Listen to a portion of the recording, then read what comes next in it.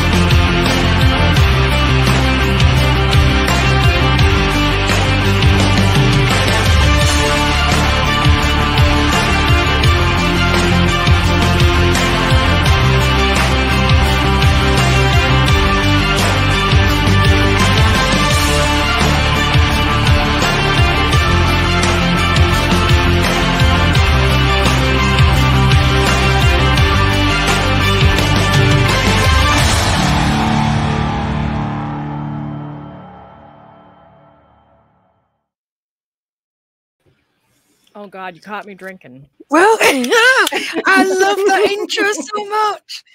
Best intro ever. Yeah, I have two. And I was never forgiven for taking Linda Carter out of the, but I still have it. I just kind of got tired of looking at Linda Carter again. So yeah, but this one had got Capaldi in it. So yeah, that's when I felt like that worked better. No, we will not solve the Rubik's Cube today. I put it back up. So no, and it never, I tried actually a whole week after that stream. I was sitting there really trying to solve the thing. So I really think I just need to give that up.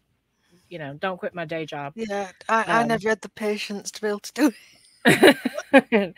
No. And I have three. Two are solved because I won't touch them because I already know what's going to happen. And the other one is just, it looks like a very special person got a hold of it. And I don't mean special. I don't mean special in the way that is, you know, like you're special. Yes, you're special. So today we're doing part 2, and I'm really excited. I mean, we had a great time last week, but we missed Starry. But she had a very important place to be, and meeting Paul McGann definitely trumps everything else. And getting chocolates from Paul McGann. But I did miss you guys because I love talking about 80s things. So I was really torn, wasn't I, Gary? And Gary was just like, go, it'll be fine. Oh yeah, you have it's like I told you she'd never forgive herself if something like great happened at the convention and she wasn't there, and it turns out I was right. I know. I've got to deal with that now for the rest of my life. That Gary was right. But I want to thank everybody watching for the literally thousands of messages and cards and letters we got demanding that we do another 80s show. Yes. Right. You really had to pull our legs. We could probably talk about 80s, gosh, for several weeks. I mean, to music, to TV shows, to books, to anything in the 80s. The 80s I'm still living in the 80s. I mean, of course. I still listen to 80s music, and I still love all the 80s time. books and watch 80s shows. See my little message there? There you go. Grody to the max. Grody to the max. Yes. Oh, God. Gag you with the spoon. Gag me with the spoon. Like gag me with a spoon, man. It's totally tubular. You know, yeah. That's right. You did that too well. You really did. That's one of my favorite Nicolas Cage movies, actually. Valley Girl. When he was in that. Well, all right, I'm glad you put this up. Gary is a Valley Girl, so that's why he's. I have. Well, you know, when we did the Planet of Fire script read, you know, I did Perry as the ultimate Valley Girl. So. Yes. You go. Yeah. All right. I want to say something about this piece of art today. I first saw this and I thought, Jason, good job for abandoning all the sci-fi trappings and just putting these ladies in 50s swimsuits.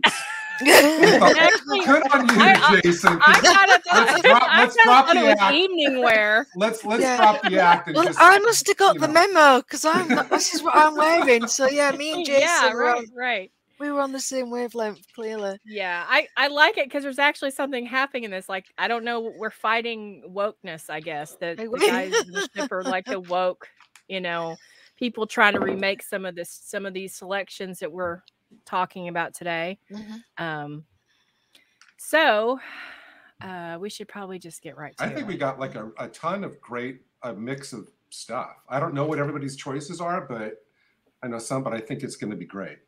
It is jam-packed. This is the most we've had out of the list, and our lists are better than Entertainment Wokely and all that. Those colliders, and these are better. These are way better. Of course they are.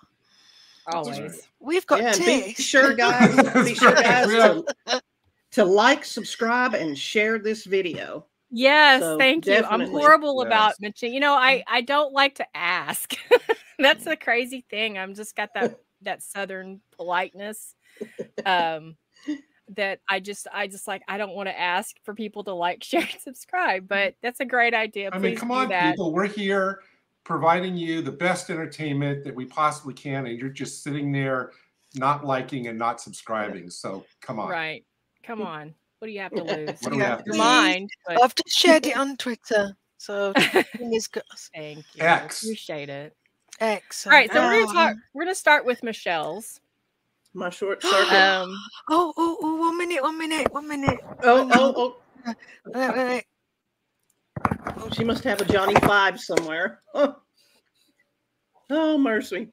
One of my favorite shows. I think this is going to happen with every choice. She's going to go. I just realised I didn't mute my mic, so you probably heard me falling off the. Oh no!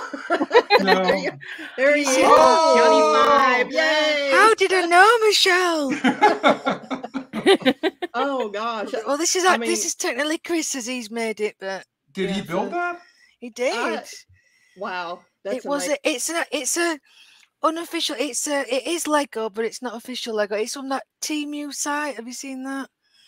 So oh my God, I'm addicted to Temu. Yeah, so it's like an unofficial set, and you have to get the instructions like off the internet. But you get all the pieces and everything. Wow, you got that off of Temu? Wow, I've never seen that on. Okay, well, I'm gonna have to look now. For Sci-Fi. Yeah. Temu is the greatest thing ever, and no, we're not sponsored. But if you would like to, Temu would like to sponsor us. We will. Yes, rate your fandom stuff.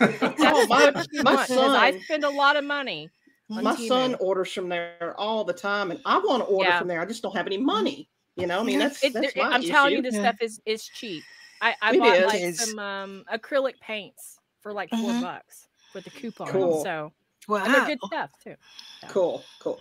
But yeah, anyway, short circuit. I mean, Johnny 5, gets struck by lightning and he comes to life, and he's just a brilliant character. If I was to ever have any robots or anything, I would want him to have that personality because he's fun to be with.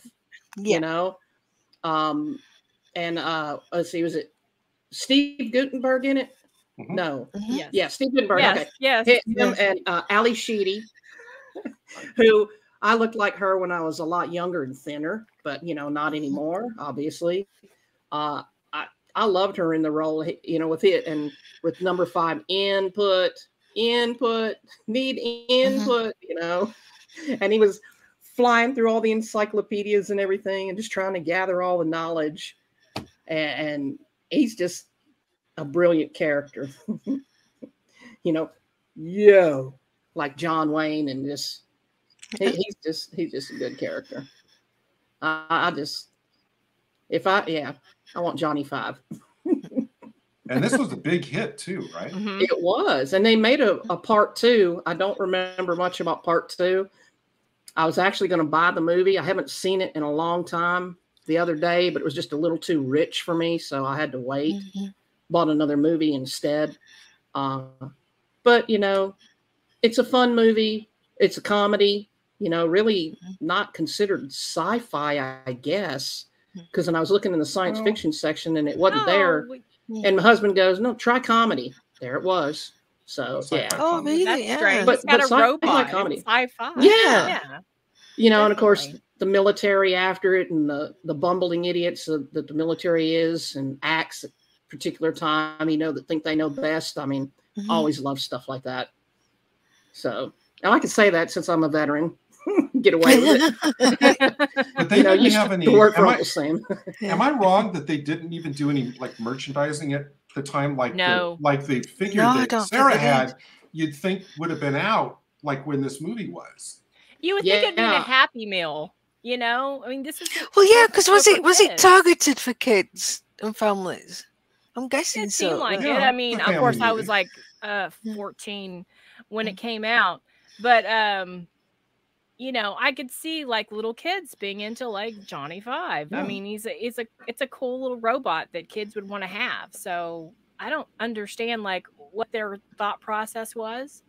Of course, they probably would have ran it in the ground and we'd be all sick of it by now if they Right. would have done that like with Star Wars. So maybe it's a good thing, but I mean, it's cool. You can buy merchandise because on Temu they have something you can build, and that's cool.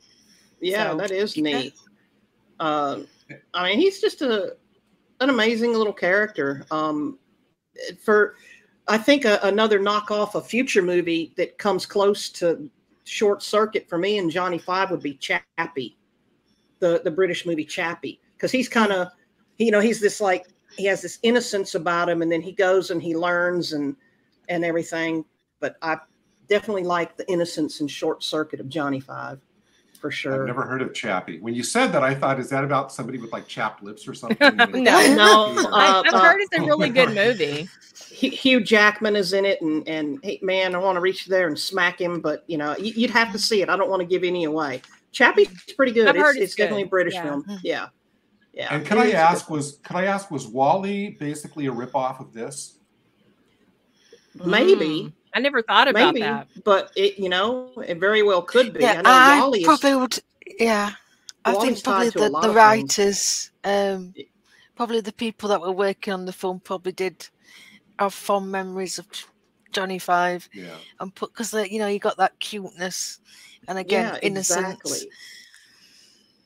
You know, And they had and that- it wasn't It a woke movie. Yeah. I'm trying to remember the song. Who's Johnny by DeBarge. That's it. Who's Johnny? Yeah. Oh, Johnny. Yeah. I remember that. Now do you remember? Go on, Michelle, DeBarge. sing the whole thing. I do not. DeBarge. Oh, So, I remember the but, video. oh gosh, I haven't seen music videos in forever. Ali Sheedy, Steve Guttenberg, military robot. Stevens, yeah. Yep, he becomes sentient. Names himself Johnny 5. Oh, he designed I like. the guy who designed him. That's interesting. Did Blade Runner and Tron. Cool. Mm-hmm. The eyebrows on Johnny 5 were not just for expressions, but also to help the puppeteers control the robot's facial movements. I think he's got some attack eyebrows. He has got. He's definitely maybe. got the eyebrows. I think they should have had lasers coming out of the The eyebrows. So in a fight between Johnny Five and Chameleon, Sarah, who would win? Oh, Johnny Five, obviously. Yeah. Useless. we want Johnny Five to win anyway. Oh, He's man. the better of the two. All right, so let's go to the next one. I knew this was coming. Aliens. Yeah. Yeah. I was actually going to watch it the other day, but ran out of time. I love seeing Sigourney Weaver in the loader. I always wanted to drive a loader. I wish they'd hurry up and make them real. Get away from her, you bitch, has to be one of my all-time favorite lines. Besides, we're on an express elevator to hell. You know, as they're dropping from the ship. The best lines. Yeah, and you're an asshole, Gorman. You know, from the character, I can't think of her name. Oh gosh, Michelle. Vasquez. Yeah, Cortez. Michelle Yeah, something or other. Yeah. You ever been mistaken for a man? No, of you. Yeah, boy, that line is relevant to today. Just a little. You know, I didn't like. I don't know if I ever saw the first one.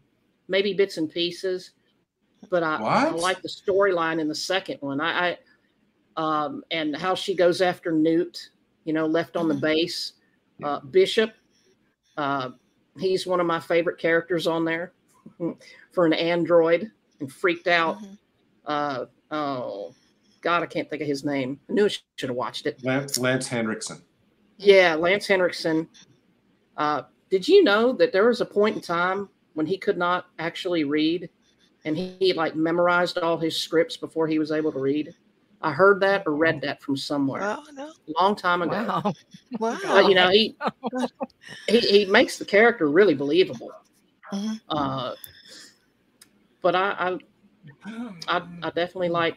Yeah, and it's sympathetic as well, isn't it, Michelle? Because, you know, obviously in the first film, we're very distrustful of androids because of Ripley's experience with Ash. So the fact that, you know, we grow to love Bishop and trust him as Ripley does is it is really sad what happens to him. Yeah, he kind of ends up in two, but you know. And he's still living and still telling, you know, do this, do that, and everything. I bet he was real split about it. No. Just couldn't get a hold of himself there. Yeah. He was torn. he was torn. God. You know, we're turning into Gary on the stream. God help us. Hey, after the day and the week, I need laughter. So laughter's always good. Yeah. So I think you know, I mean, I want to say it's interesting that obviously the first one is a straight horror movie. This is not a horror movie. This is more like a science fiction war movie almost, kind of like Starship Troopers. And I think it was good that you know, Cameron came along and kind of changed it up into kind of like an entirely different genre almost. Yeah, because at the end of Aliens, didn't she go back for the cat or something? I think, or at the end of Aliens. She's running out, right, Sarah? She's running out, and then she goes back and grabs the carrier, the little cat. Yeah. Okay. Carrier. Because that's mentioned cats need in the love movie too. They need, you know. Oh, of course. Yeah. I'd have gone back for the cat too. Jonesy is the real star of That's right. Yeah. So the movie wasn't shot in sequence. That's interesting. No. Well, most a lot of movies movies aren't. Huh. The facehuggers are more active in Aliens and Alien, as we see them running, jumping, and attacking crew members. The movie was originally called Star Beast. Oh God, I'm glad they didn't do that. Oh, well, that's like Beat the Meat coming up. Right. You know, there you go. Yeah. Yeah, because it was filmed in England, wasn't it? A lot of it as well. Aliens.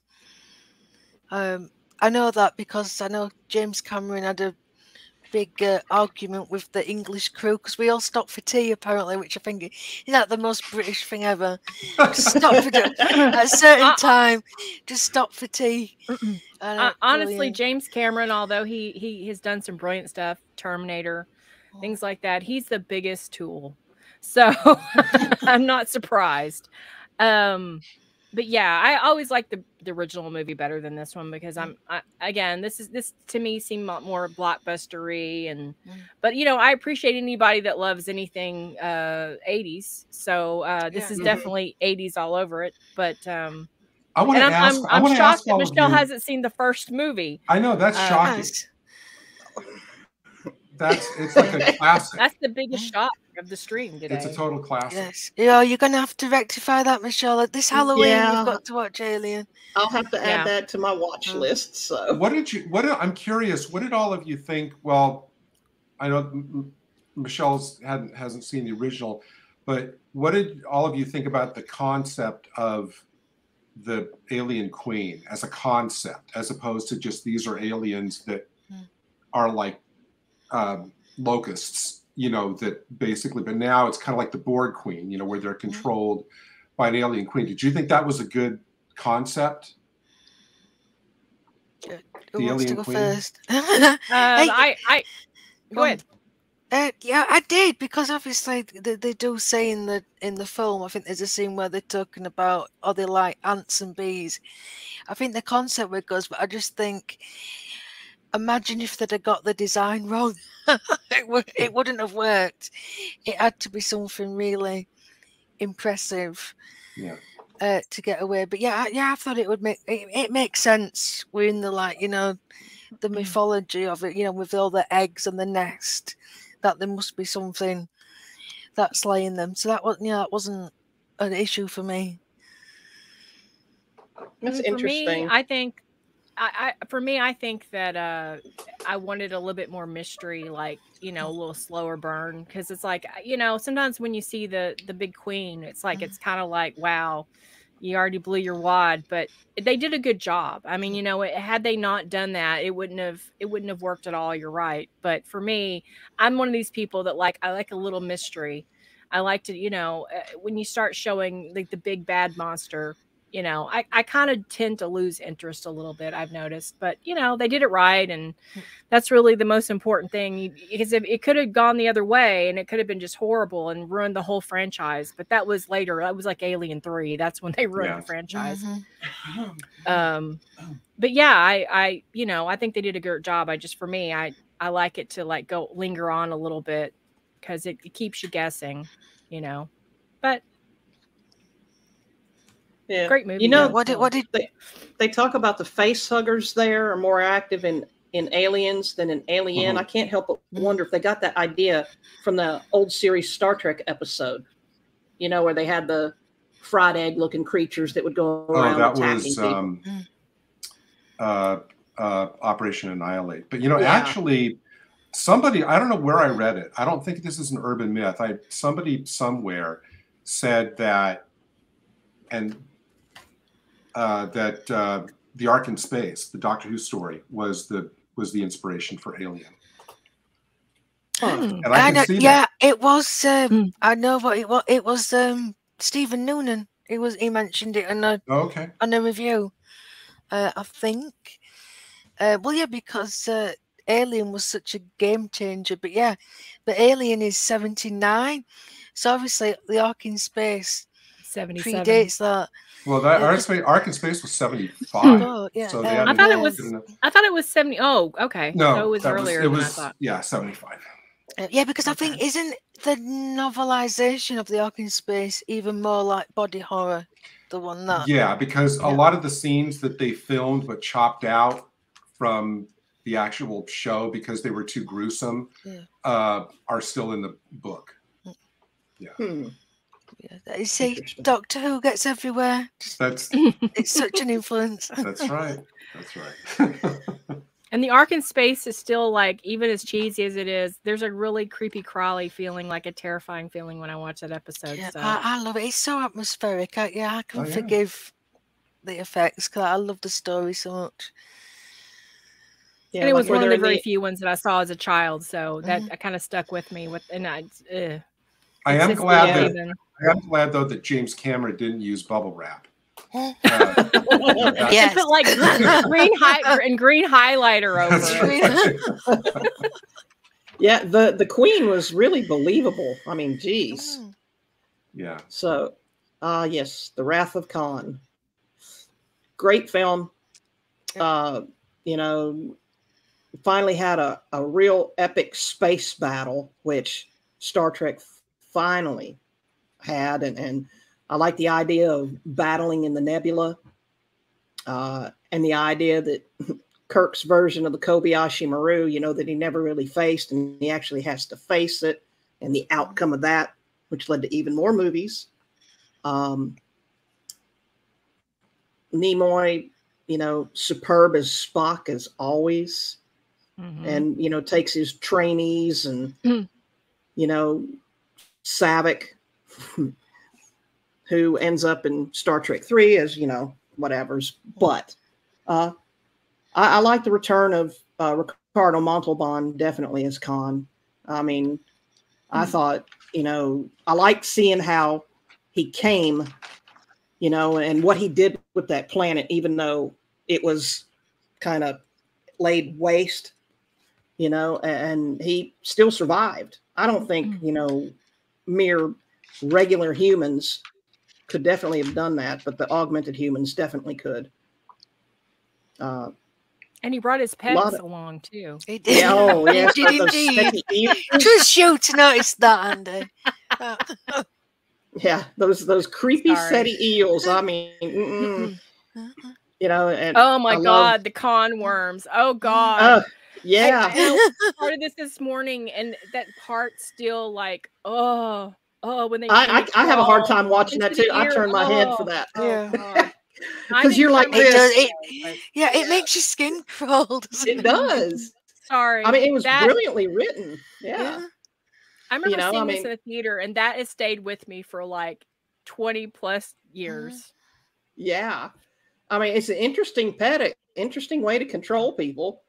And you had Paul Winfield, Your Excellency, are you listening? You know, and it's like, damn. Can we use that in Washington? Can we go do that to them and change? You know, I mean, it would be great if we could.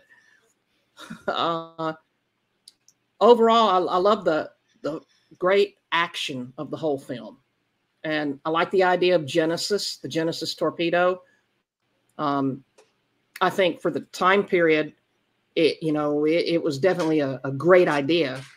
I know in our time now, we're not ready for anything like that because it would be perverted and turned into a weapon for, you know, because humanity right now, we're too selfish, I guess. But I love the storyline, and I love the quotes that Khan uses. And he is definitely Kirk's equal for a villain, for sure. Yeah, for absolutely. Sure.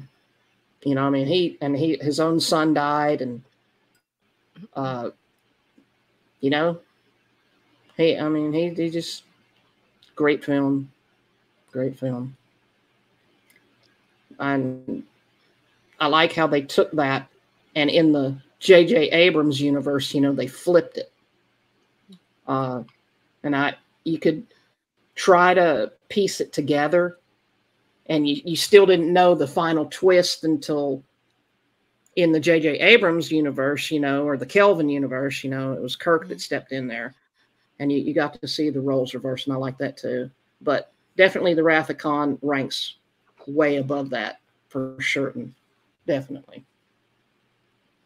And I like we're going to crack the Reliance code, you know, and drop the shields. Shields, raise them. I can't, you know. Oh, well, sucks to be you then, you know. I mean, you know, you got to. Don't remember that line in it, Michelle. Yeah, I mean, you know, you got to feel like a warrior there, you know. I mean, if Khan really wanted to best Kirk, he would have had to try to outthink him. And I just don't see many people outthinking Kirk. Not many people can. He came close. He did come close. Kirk, you know, however, I mean, he did pay the ultimate price in losing Spock temporarily. But, you know. It was awful at the time, because obviously we didn't know it was going to be temporary. It was heartbreaking.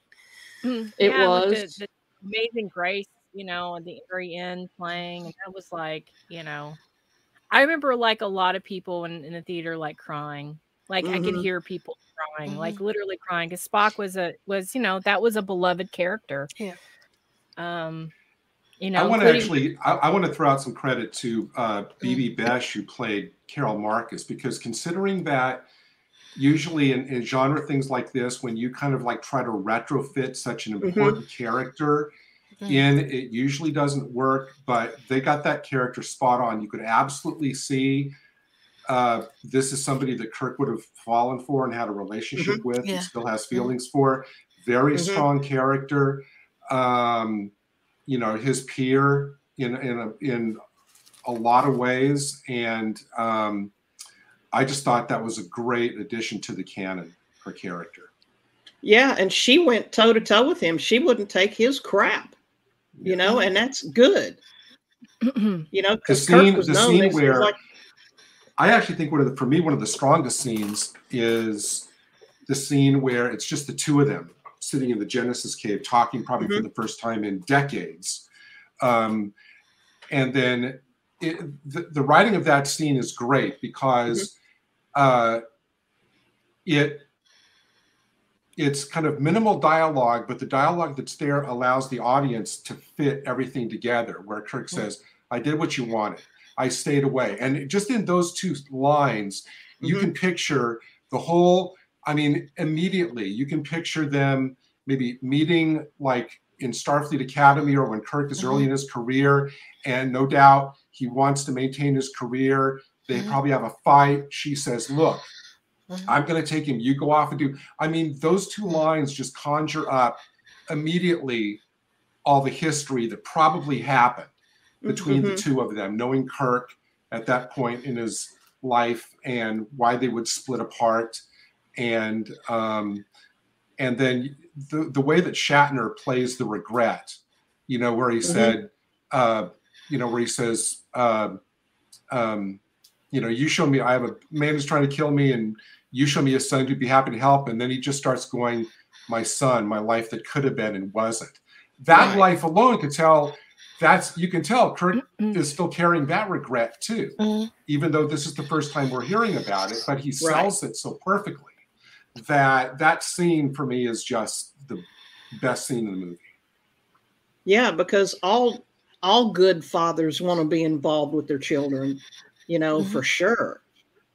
You know, then you have the opposite end of the spectrum that want to get as far away from their kids as possible. But, you know, so I can understand Kirk's regrets, you know. Well, it shows a different side to the Kirk that, you know, that we've been used to. And I always love, you know, the character development, and, you know, that's what you need in subsequent films, you know, to move things forward. And and like what you were saying about the dialogue, Gary, it didn't need spelling out because the writers know that the audience is mature enough to, you know, be able to infer.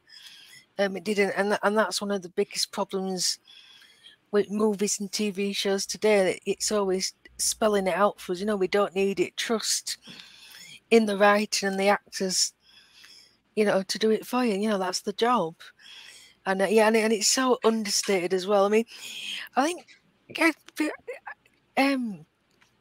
God, I've just blanked his name. God, William Shatner. He's such a good actor. He is. Oh, you know, he does get some stick, you know, for the Shatnerisms that he does, but he is a really understated actor. And especially in this. Do you mean? Yeah, he grew. He grew from the original series. You could see his acting just grew exponentially. Which I noticed because I didn't watch the whole thing this morning, but I watched part of this morning, and that's something that I noticed. It's like, wow, he really grew as an actor from the 60s. Of course, it had been like 20 something years, of course, but I really, really noticed that. And it's like he really seemed to really just finally come to his own as Kirk. Finally, this to me seems like the catalyst of him becoming like a more mature Kirk, you know, other than the, you know, like the seducer, you know, he's always seducing women. And he's got, you know, a softer side to Kirk, which I appreciate, you know. And what's great is the fact that, you know, the few scenes that he shares with Kirstie Alley as Saavik, the scene in the elevator where he's kind of trying to banter, but they're both kind of uncomfortable. And I love the scene during the first attack from the Reliant, when after the first barrage, they're trying to figure out what to do. And Kirk is standing in front of her console, and he has to get his kind of half glasses and put them on. And he spots her seeing that. And his reaction is to be kind of embarrassed that he was caught, you know, putting those glasses on by Saavik. And it's just like a little moment, but Shatner plays it really, really well. And as well as the comedic scene where he's like watching her like command the Enterprise, and Bones turns to him like, "You want a tranquilizer?" And it's just like, you know, it's like the whole like, letting go. Yeah. And I love that scene. And you know, the scene with Bones as well. Just Bones, and this is great anyway. Just you know, basically telling off Spock about the Genesis, you know. And how he's okay with it was great. Another scene I liked was when they're down in the cave and Spock says, you know, if we go by the book, like Lieutenant Saavik, you know, and it's like, and Kirk's like, yeah, I read you, you know, and we won't restore main power for what was it, 4 days, you know. It's like, oh. And then later on, after that whole ordeal, and you know, Kirk pulls out the communicator. Kirk, Spock, it's 2 hours. We're ready to beam up, you know. And she's like, what? You know, you lied. I exaggerated, you know. So, yeah, that whole scene was great. Yeah. You know, because Saavik was a by-the-book person. Sometimes in battle, you cannot go by the book. You got to go with your gut instinct. Well, and but that was his signal. But that was his signal to Spock that, you know, we're using code now. We're transposing all the numbers. Right. Yeah. Right. Yeah. Yeah. Good. Right, some facts that probably Gary already knows. The movie had a smaller budget than the first Star Trek movie. The movie was made without Gene Roddenberry's involvement. And at that point, it's probably a good thing. Because Roddenberry kind of went off the beam with some of the first season of Next Generation. So that was probably a good thing. The movie deals with themes such as morality, vengeance, and friendship, obviously. Ricardo Montalban, who played Khan, had trouble getting back into character for the movie, which it's hard to believe. Actually. He played that role brilliantly. I cannot see. Yeah. Okay. And that was his real chest. Yeah, except that was his real chest. Yeah. You know, yeah, he actually he was very fit for his age. I noticed. I think we all did. I think this is my mom. Listen, my mom was not a Star Trek fan. So I had this thought today as I was watching this. She took me and my dad to see this movie. I think it was an excuse because I think my mother had a crush on Ricardo Montalban, honestly. Because my mom was not a Star Trek fan at all. I watched as a kid and she didn't like it. She wanted to see The Wrath of Khan. I tell you, she was wanting to busted.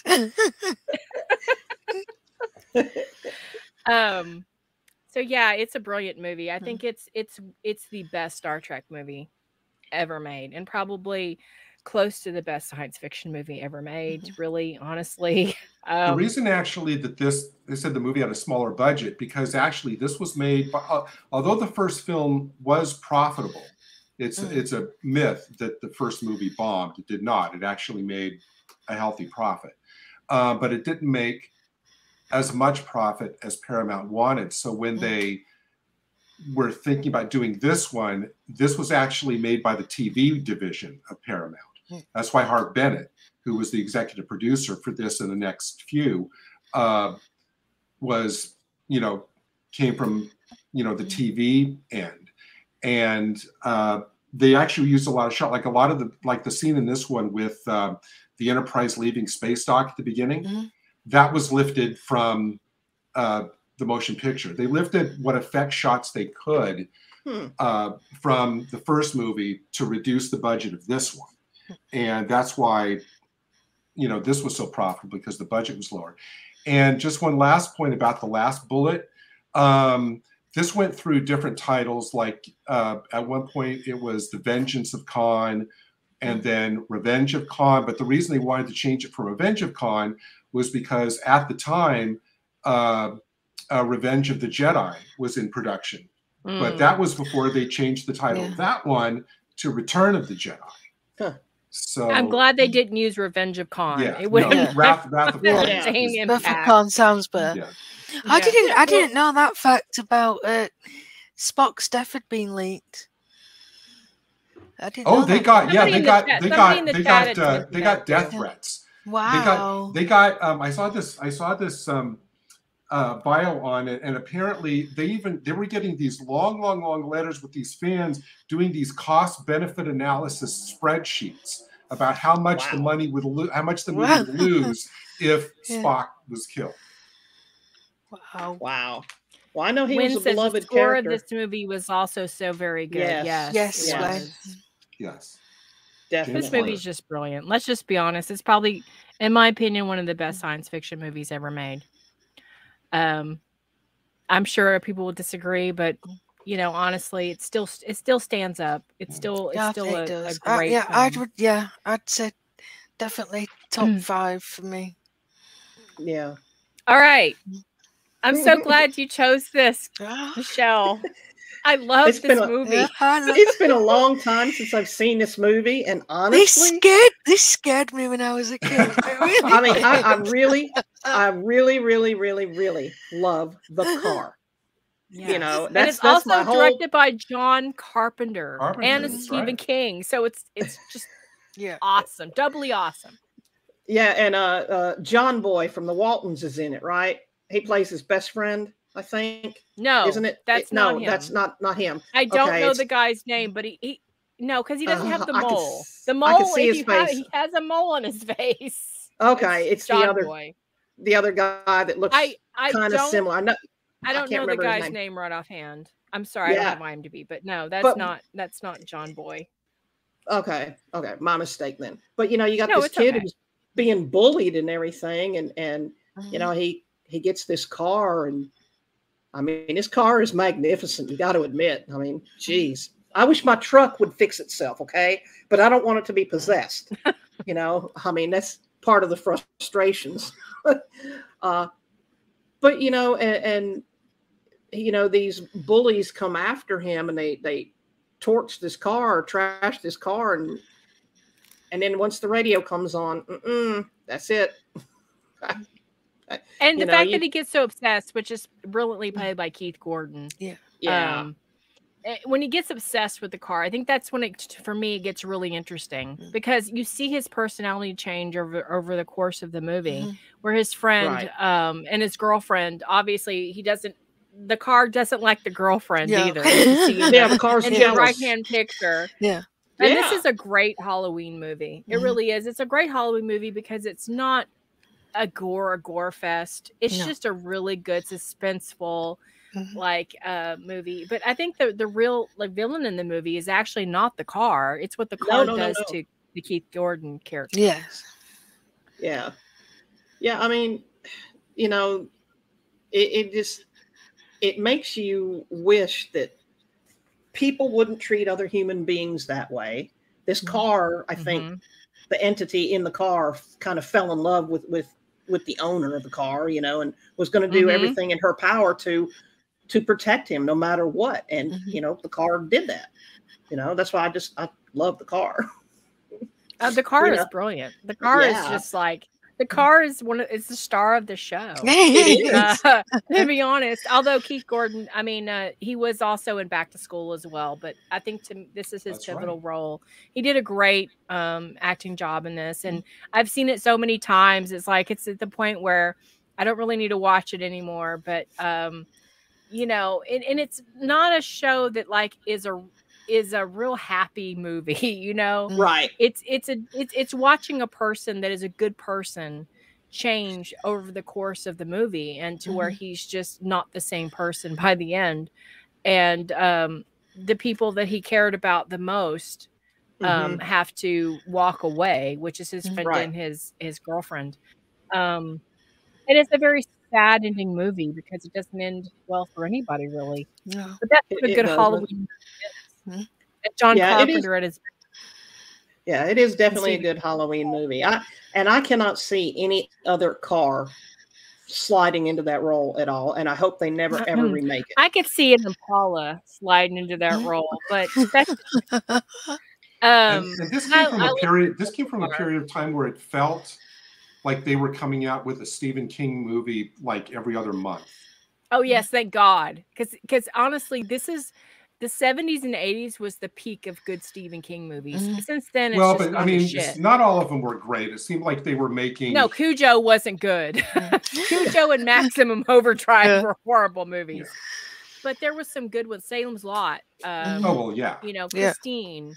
There were some really The Shining. So there's you know, the 80s seemed to be like the peak of Stephen King and John Carpenter, to be honest. And Firestarter last week. Yes, excellent. Actually the new movie is pretty good, I have to say. But yeah, I did like Firestarter, and I did like The Shining, and so yeah, it was like, you know, to me, this is one of those that if it comes on, I'm gonna watch it. I don't care how many times I've seen it. It's just a good suspenseful Twilight Zone and kind of feeling to this movie. So John Carpenter signed on simply because he wanted a job. Whoa. Christine was named after Christine Forrest, George Romero's ex-wife. That's cool. The movie I wonder what Christine thinks about that. Apparently it was not a good ending to their relationship. 15% of the budget was just on the cars. Damn. The set of the film was loose and breezy environment, which inspired the cast and filmmakers to have a bit of extra fun during the production. Christine was evil from the day she rolled off the assembly line and entering inspector and killing another worker who tried to remove her from an assembly line. Well, whoa. Yeah. I always thought that, you know, how they had those movies, like they have like Aliens versus Predator, they have like Freddy versus Jason. I think they should have done a Christine versus Herbie, the Love Bug. Oh gosh, that would have been a great movie. My money's on Christine. And I hope she wins. Okay. Here's an interesting factoid from Wikipedia. It says initially Columbia Pictures wanted to cast Brooke Shields in the role of the girlfriend because she had just done Blue Lagoon, and they wanted to cast Scott Baio in the Keith Gordon role. Ew. No. No. It wouldn't have worked. I mean, it really wouldn't have. Keith Gordon has that creepy look in his eye. Scott Baio just looks like the guy next door. Like he's cute. He's chachi. A last interesting fact. Apparently, Kevin Bacon auditioned for this, and I don't know if he was offered it, but he said he opted out when he was offered the lead in Footloose instead. So maybe he was offered this, but then Kevin Bacon might have worked because he does have that creepy look in his eye. But Keith Gordon was a great choice. He had honestly, he's got those beady eyes. I mean, you got to have the beady eyes to be creepy. Yeah, and he nails it. And so, again, I think this is his pivotal role. I've seen Back to School, but after that, I kind of quit watching any Keith Gordon movies. He's done other stuff that I can't think of offhand, but he's been. That's right. That's where his career went. Sadly, because I mean, you know, honestly, he had the chops to do it, but I think he kind of was typecast after this movie. So the next one is Gremlins. I watched another that yesterday. One of my favorites, and obviously another favorite of Starry's. I'm looking. I was going to say I'm looking at Starry right now. I'm going to go. Get your monologue ready, Sarah. So here's the thing. So we did National Lampoon's Christmas Vacations, a script read, and this is just for Michelle because everybody else understands the inside joke. But so basically, we were doing the scene between Randy Quaid's daughter scene with Chevy Chase. Ruby. That's right. He remembers. So they're doing a scene talking about Santa Claus, and unbeknownst to anybody except Gary, apparently, Starry goes into the monologue between Phoebe Cates' character at the fireplace talking about her dead dad coming down the chimney, and everybody's like, "What the fuck?" everybody were too polite to say anything, so they're all just sat there. It takes everybody about a minute to figure out what. Yeah, and then I'm like, oh shit, she's doing fucking Gremlins. And I'm like, this is when I fell in love with Starry. Yeah. Like I totally like, oh my god. She's like a soulmate now. It's like we get each other, because I'm like, this is something that was totally fucking. And here's the thing, and I'm saying this with nothing but unadulterated admiration for Sarah. Even when people started going or laughing, she kept on. I'd memorized that. I was going to get it out. She was not to be stopped until she got through this entire monologue, no matter how many people were laughing or carrying on. If we ever like at a convention together, Sarah, which I know eventually it's in the cosmos, it's going to happen, right? We're going to be at a convention together, and I'm going to tell Paul McGann the story. I swear to God, this needs telling. This needs to telling. We were doing a script read of the Gremlins, and this brilliant actress, which is Starry, did not break a sweat when everybody else was laughing. So anyway, you missed your calling, Starry. Oh, mercy. And the funny thing is, it's a Christmas movie. It is. And you know what? I will argue anybody. This is more of a Christmas movie than Die Hard. Yeah, I said it. Well, yeah. My husband said it's a Christmas movie. I'm like, well, yeah, I guess you're right. It is, Which came out in summer, right? I think I remember seeing this in the summer.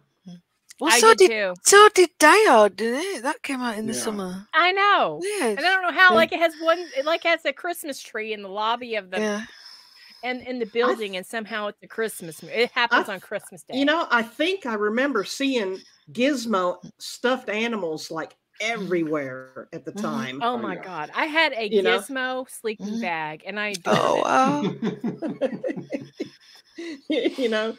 I mean, you get this guy, this inventor, and none of his inventions really worked well. And he's looking for a gift for his son, and he goes into this Oriental shop, which man, I don't know. And he hears Gizmo singing, making noises, and he says, not for you, and they needed the money, and the kid sells him Gizmo, and he gave him the 3 rules. Don't feed him after midnight, don't let him get wet, and oh God, my brain just went. That's basically my rules for my kids, to be fair. Yeah. Except I don't know if our kids would do what happened when Gizmo got wet. I mean, that's where it kind of crosses over into aliens. I don't know. You didn't have my son. I got 4 of them. So my son was worth 10 kids. That's why I stopped having kids. Hence why I threatened all of mine. This is why I drink. Oh man! I found this much later. I think my parents rented it for me and my brother because Gizmo was on the front, and it looked really cute. And I think my mum thought it was like something to do with the Muppets, so we put it on. I love your mother. My mum's face, like the food mixer and everything, and the stale. If my mum's like, "What have we got on?" And me and my brother were like, "Yeah, this is so cool." This is the one where they microwave one of them, right? Yeah. Or is that the second? Oh yes. Oh this one? Okay. Yep. And my mum's like, "I'm going to turn it off," and we're like, "No, don't turn it off." The suspension of disbelief in this movie with these critters was amazing for the time period that it was filmed in.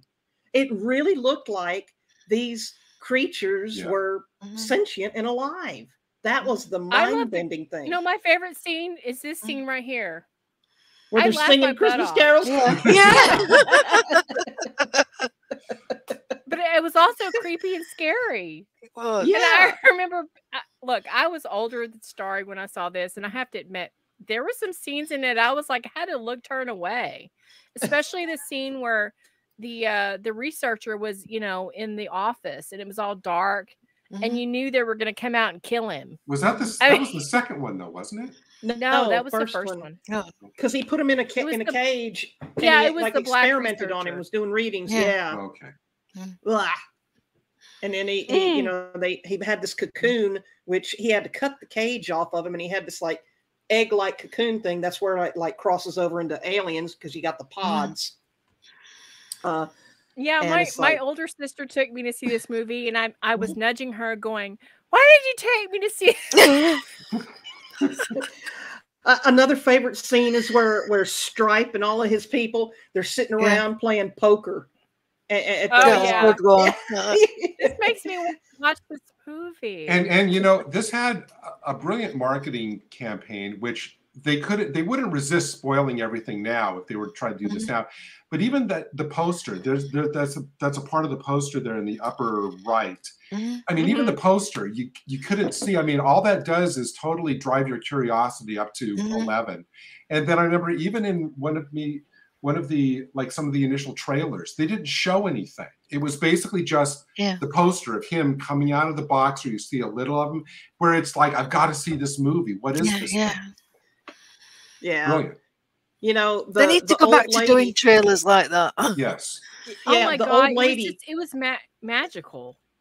The old lady that comes into the bank with that snowman head thing that was ceramic. I mean, who the hell has a ceramic snowman head that's like this big?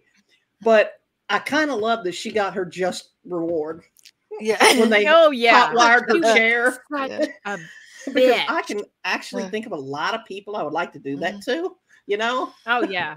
On the daily. Yeah. I'm on Twitter. And I guess I'm going to be forced to be the one who has to give the shout out for Phoebe Cates. Oh, who was great in All Please, who was great in this movie. And she actually and Zach Galligan had chemistry. I mean, they were even good in the sequel. You know, I'm glad. I like the sequel. I know they went it more was comedy than horror, but I liked it. It had John Glover was in that movie, wasn't he? He played like the evil, like he was the boss, right? I haven't seen it in years. Christopher Lee's in it as well. Oh, really? Yeah. Wow. That was probably back before I knew who Christopher Lee was. I think I saw it on VHS back when it came out. I may have to revisit that one. But yeah, this is a great movie. It is. It's a fun, cute movie. It is. I just want to watch this on Christmas now. Like I usually watch Krampus, and me and Wynn did a stream last year of the Krampus movie. Maybe we could do a stream of the Gremlins movie on Christmas. Oh yeah, that'd be awesome. That would be fun. That would be interesting. And I tell you what, there was nothing more demented than hearing a girl talk about her dad getting lodged in a chimney. He was such a dog. All right, Sarah, that's your cue. Go for it. I can't do it off the bat. I'm not that good. That was about. Was it 2 or 3 years ago now? Yeah, it was a while back. Wow. But it was like such an awesome moment that I literally want to edit from Mr. Hyde's stream and like put it on the channel just so people can hear it. That would be great. Maybe I'll do. And the entire time I couldn't look at Gary because I knew if I looked at him, I'd just lose it. Oh my God, that was literally in the. She told me she was going to do that, and I was just hearing that she was planning on doing that section. Like that is just like, again, that's where I felt like, oh my God, Starry, you're my spirit animal. Oh my God, I just like when I realized it I realized it before anybody else because I remember that scene. It was like 2 seconds, and I'm like, oh my God, Starry, you're my spirit animal. Totally. Oh, man. Chris Columbus, who is amazing. The writer of the script didn't expect the movie to be made, which I love young Sherlock Holmes. And I don't know why I didn't put it on my list now that I'm saying that because I do love young Sherlock Holmes. It's one of my fucking favorite movies. Why didn't I put it on the list? So we'll have to have a part 3 of this. Eventually. My favorite Chris Columbus movie is Adventures in Babysitting. I love that movie too, but young Sherlock Holmes trumps it. Totally trumps it, in my opinion. But that's just me. The set for Kingston Falls, and didn't he do Harry Potter too, Chris Columbus? He did the first 2, I think. And that's why they're the best. Just saying.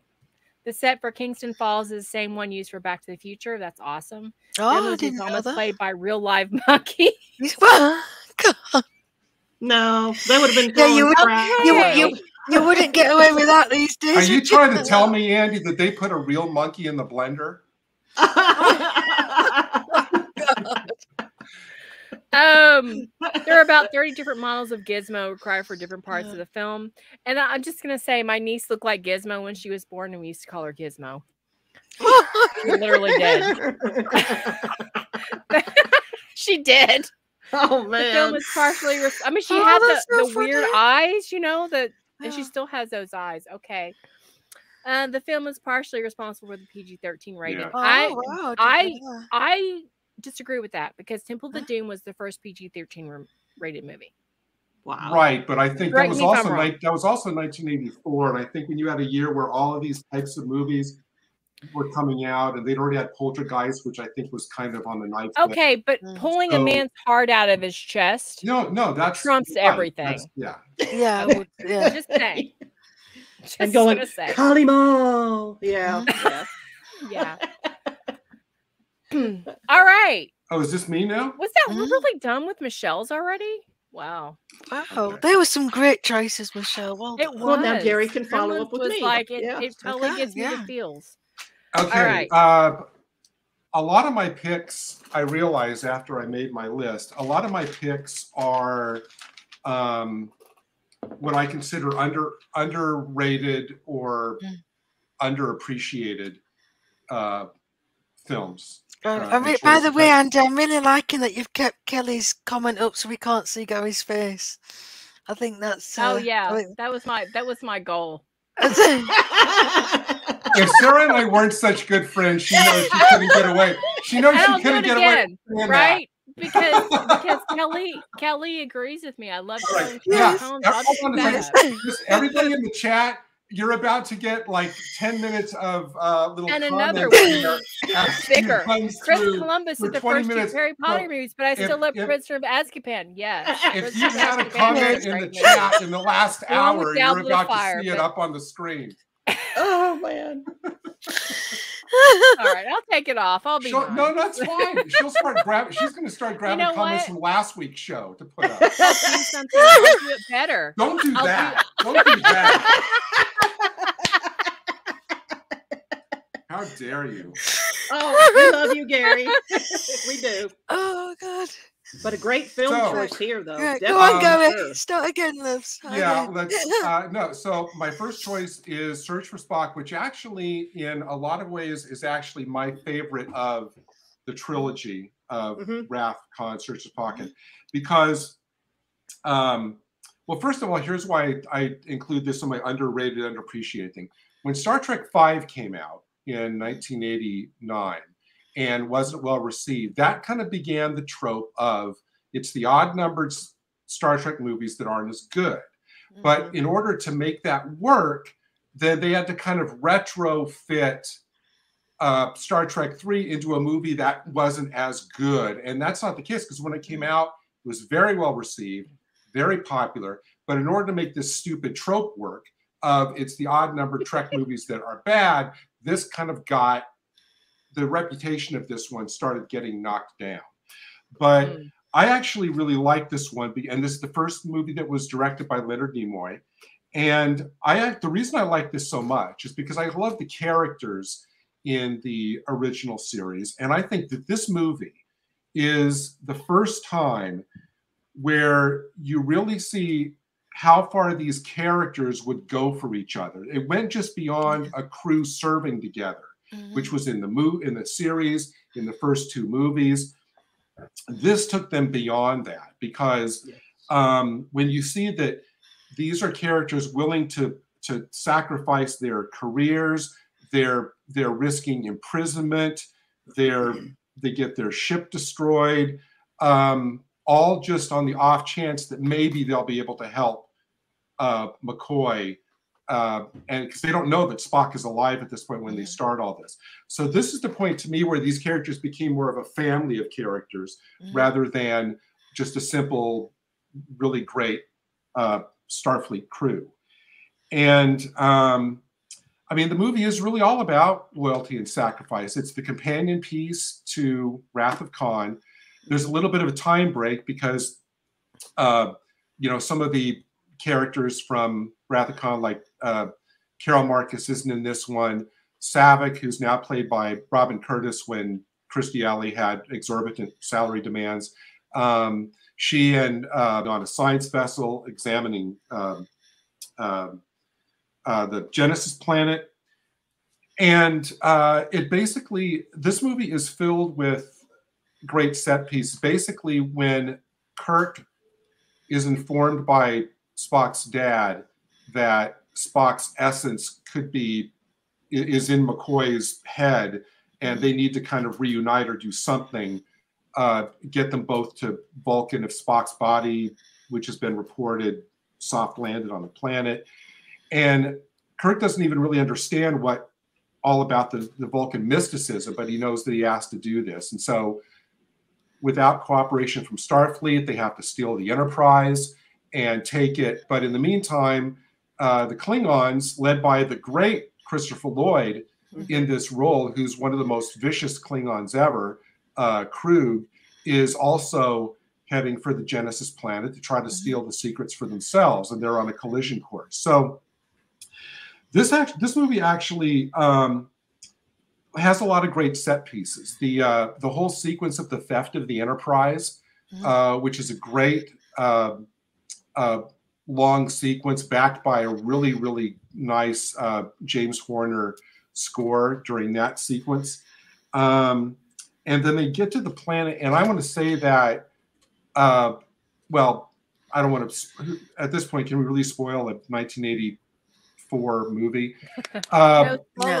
When they're on the planet and Krug orders one of his soldiers just to kill either Savick or David, he doesn't care which, and David gets killed while he's defending Savick. And so when Savick says, and the thing about Savick in this movie, there was a deleted scene from Wrath of Khan, which didn't make it into the final movie, where after the Kobayashi Maru scenario at the beginning, Spock and Kirk are discussing Savick's origins, basically, that she was kind of a half Romulan, half Vulcan orphan that was found by Spock and brought up on Vulcan. That's kind of how Kirstie Alley played it, because you could see in some cases the emotionalism. I think Robin Curtis was probably directed to play Savick more as a straight Vulcan, because she doesn't show any of the kind of emotional things in her. So when she tells Kirk that David's dead, the way that Shatner plays that, to me, is, I think, Kirk's finest moment as Kirk anywhere, anytime. Because he kind of looks around at the people other there on the bridge, like Sulu and Scotty, in shock and disbelief. And he backs towards the chair, but he trips and stumbles and lands at the foot of the chair. And there's a quick shot of Scotty and Sulu looking at him with just kind of not pity, but more just kind of, empathy. And the way that Kirk plays that, where he just stumbles and falls, is such, to me, a powerful moment, because that shows Kirk has never been more weak and vulnerable than at that moment. I mean, he's lost. And then it cuts to the Klingons, but then the next time you see Kirk he's sitting back in his chair, but his head's rested in his arm on the railing, and McCoy's obviously trying to get him to respond. And I thought, even you can imagine how long has he just been, there, head in hand, and McCoy's trying to say, Jim, come on, what's going on? And I mean, the whole sequence of the destruction of the Enterprise, which is kind of a gut punch moment, even if you know that it's coming. And but the scene that I put in the upper right, which is another really powerful scene, it's a long shot of them in silhouette standing on this plateau, just looking up and watching the fiery remains of the Enterprise burn up in orbit, and they're speechless, and all Kirk can say is, like, my God bones, what have I done?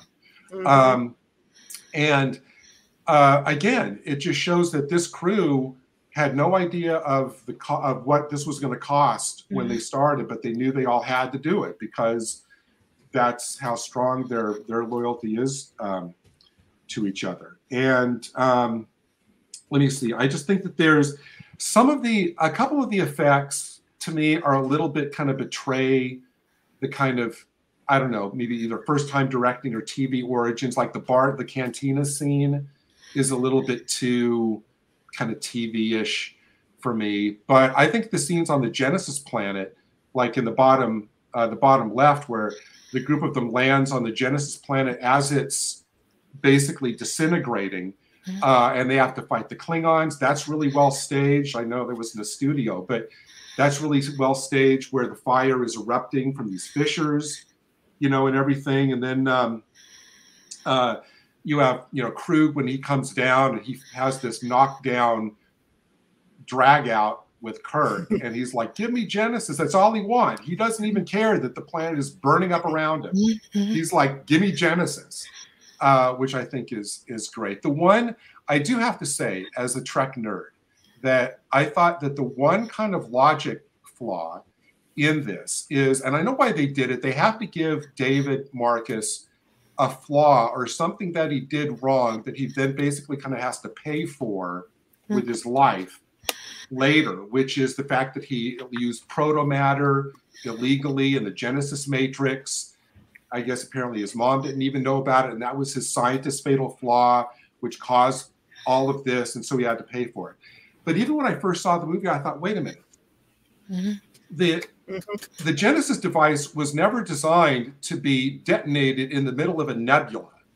It was designed to be detonated on a target planet that had no life and retrofitted there. And I thought that's the reason that the Genesis isn't working, is because it was detonated in conditions that it was never meant to. But then that would have basically saved David, and I think they had to make something David's fault that he had to pay for. But I get that. And of course, then the scene at the end, the whole sequence with the Katra on Vulcan is great. The long procession up the stairs, and with Dame Judas Anderson as the Vulcan High Priestess, who should have been T'Pau. They should have said that was T'Pau. That would have been from Amok Time. That would have been great. I agree. That would have been. And then the whole sequence at the end, I mean, the very powerful sequence at the end where they're just watching Leonard Nimoy kind of in silence because they don't know what's going to happen. And then Spock's there struggling to remember who he is or anything about them.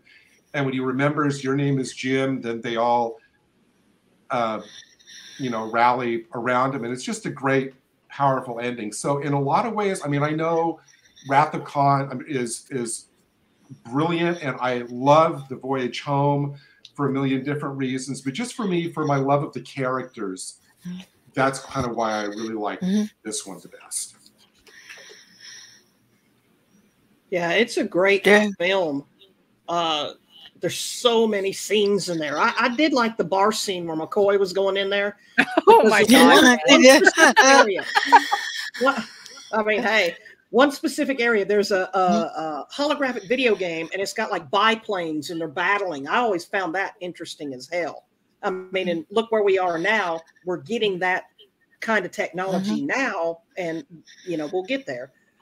But I like it that you got McCoy trying to do the Vulcan neck pinch. It was a bit cringy though. Not too long ago, and I laugh every time. And the scene where in sickbay after they recovered his body, where it's just McCoy sitting there talking to Spock, and he doesn't even know if he can hear him or not, but he's saying, "Look, you've got to live," and all this stuff. So that's really great. So, I don't understand the. I don't want to say hate, but that it gets looked down on, because I think this is a fabulous film. I mean, I like all of their civilian outfits except for Chekhov's little pink page boy outfit. I hate that. I do like Sulu. We finally got to see Sulu kick some ass. Oh yeah. They keep you busy. Yeah, they all get the moments to shine.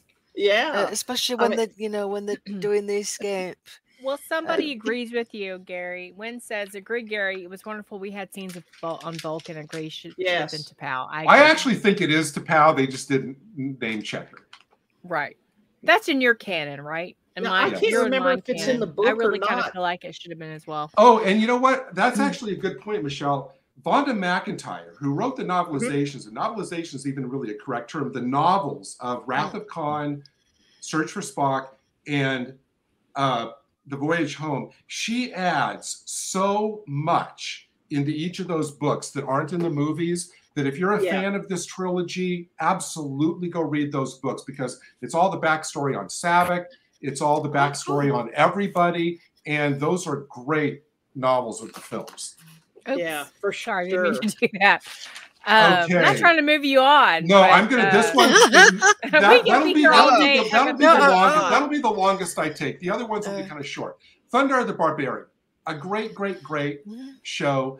Very much in the spirit of a lot of the '60s Hanna-Barbera ones, like the Herculoids and Space Ghost and all of this.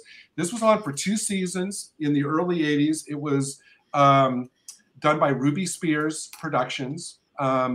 Basically, it was a lot of comic book greats attached to the show. It was created by Steve Gerber, who created Howard the Duck and had a lot of great runs on a lot of series in the '70s. Production design by the legendary Jack Kirby, and that's obvious in some of the designs and stuff. So basically, this takes place in 1994. Over the opening credits, which, if you, depending on how old of a kid you are, have got to be the most dramatic opening cartoon credits you'll ever see in your life, because it says 1994, and there's a comet that goes between Earth and the moon. Basically, as you can see there, up at the top, cracks the moon in half and basically causes civilization to end on Earth. It basically, I don't know if it does something to the ozone layer. There's a scene of a lot of the atmosphere being pulled away. It devastates Earth. And all of a sudden now we're 2,000 years later, and the world has become a land of super science and sword and savages and sorcery and all this kind of stuff. And the main character is this warrior called Thundarr, who is a slave, and he is freed by Princess Ariel, who is the daughter of an evil wizard, and she gives him this sun sword, which is kind of like a laser sword, a lightsaber. A lightsaber, yes. And then their companion, which is Ukla the Mock, which is a great name. And actually, there's a band called Ukla the Mock named after this character. Wow. But basically, it's basically them going around post-apocalypse Earth, having adventures, fighting like evil wizards and like rat people and man-apes and different things like that. You had me at rat people. Yeah. Honestly, I love this. I actually used to look forward to this. I try to catch this as much as possible. Yeah. It was right before school. And I would be like, God, I wish I could be sick so I could watch Thundarr. Because I just it has a kick-ass theme song. It really does. I love that game. What? That's cool. That game. Oh yeah, I just saw that. And I thought that's kind of a cool pick because there was some merchandising out of this. I've never seen this before in my life. Oh my God, you need to watch it. It's very similar to, there was a comic series that I loved when I was a kid called Commandy, The Last Boy on Earth, which was created by Jack Kirby, who did the production line, where it was after a post-apocalyptic Earth. The animals had intelligence. All the animals, not just apes, all the animals had intelligence, but man had devolved. But Commandy was like this last boy who'd grown up in a bunker, and he had his normal human intelligence. And it was going around post-apocalyptic Earth. So this show reminded me a lot about that. And since I loved the comic that kind of in some ways inspired this, that's why I loved this so much. In terms of Ukla the Mock, which is spelled O-O-K-L-A on the show, Ukla the Mock, the reason, just my last little trivia about this, is Steve Gerber and a buddy, Martin Pasco, who was also in comics, were walking one day by the gates of UCLA in Los Angeles, and they were trying to come up with the name of the character, and I guess Martin Pasco saw UCLA, and he says, why don't you just call him Ukla? And that's how they came up with the name of that character. Arthur Carlin says, I vaguely remember Commandy. Commandy, yeah. I mean, I didn't know the character names, but I just like really loved it. I love the aesthetic. I love the animation. It's right up my alley. It's fantasy. So right away, I'm like, as a kid, I'm like, yeah, I'm watching that shit. I'm like, I remember wanting to stay home because it would come on like right before I had to go to school, and I would only like catch like maybe 15 minutes of it. I'm like, can I stay home? Because I want to watch this. It was like the very cool like aesthetic. It's very dystopian. Conan the Barbarian, and you got a fucking lightsaber. What's not to love about that? It looks cool from the images, yeah. I mean, come on, man. I mean, like, it looks awesome. It's like it's the better He-Man. It really is. I mean, it's like I have the power without like it's not being so like obvious, you know, because He-Man was just like it was kind of cheesy, you know, like I have the you know. But it didn't have all that, but it had that aesthetic. I loved He-Man too, honestly. I was a weird girl. I liked shows like this. I liked more like the shows that were geared toward males. So this was already just a given. I'm gonna watch it. The whole series is on Blu-ray if you want to get it. So there you go. Yeah, you should definitely watch it, Starry. I think you'd like it. It's kind of like a Conan thing, but it's much more sci-fi. See, now it's kind of like a sword. It's kind of like sword and sorcery. Yeah, you know. There's another series that this reminds me of, and I think it was 80s as well. But it's got these little blob figures, Gloop and Gleep or something. And no, that was the Herculoids. That was back in the 60s. Okay. Oh, that was way before my time. Way before. Okay, well, because that's the cartoony part. There's Gleep right there. Okay. What is that? It's the Herculoids. Herculoids. Okay. Don't make me put you on full screen. I gotta see. No, don't put me. No. Come on, now show it. There's Gleep. I vaguely remember. Oh yeah, I remember that show. Oh God, I'm old. No, I don't remember that. Sorry. Oh God. I think I'd remember that old. if I said it. I'm old. Boy. All right. Okay. So that's Thundar. Anyway. So go watch it. Go watch it now. It's a cool.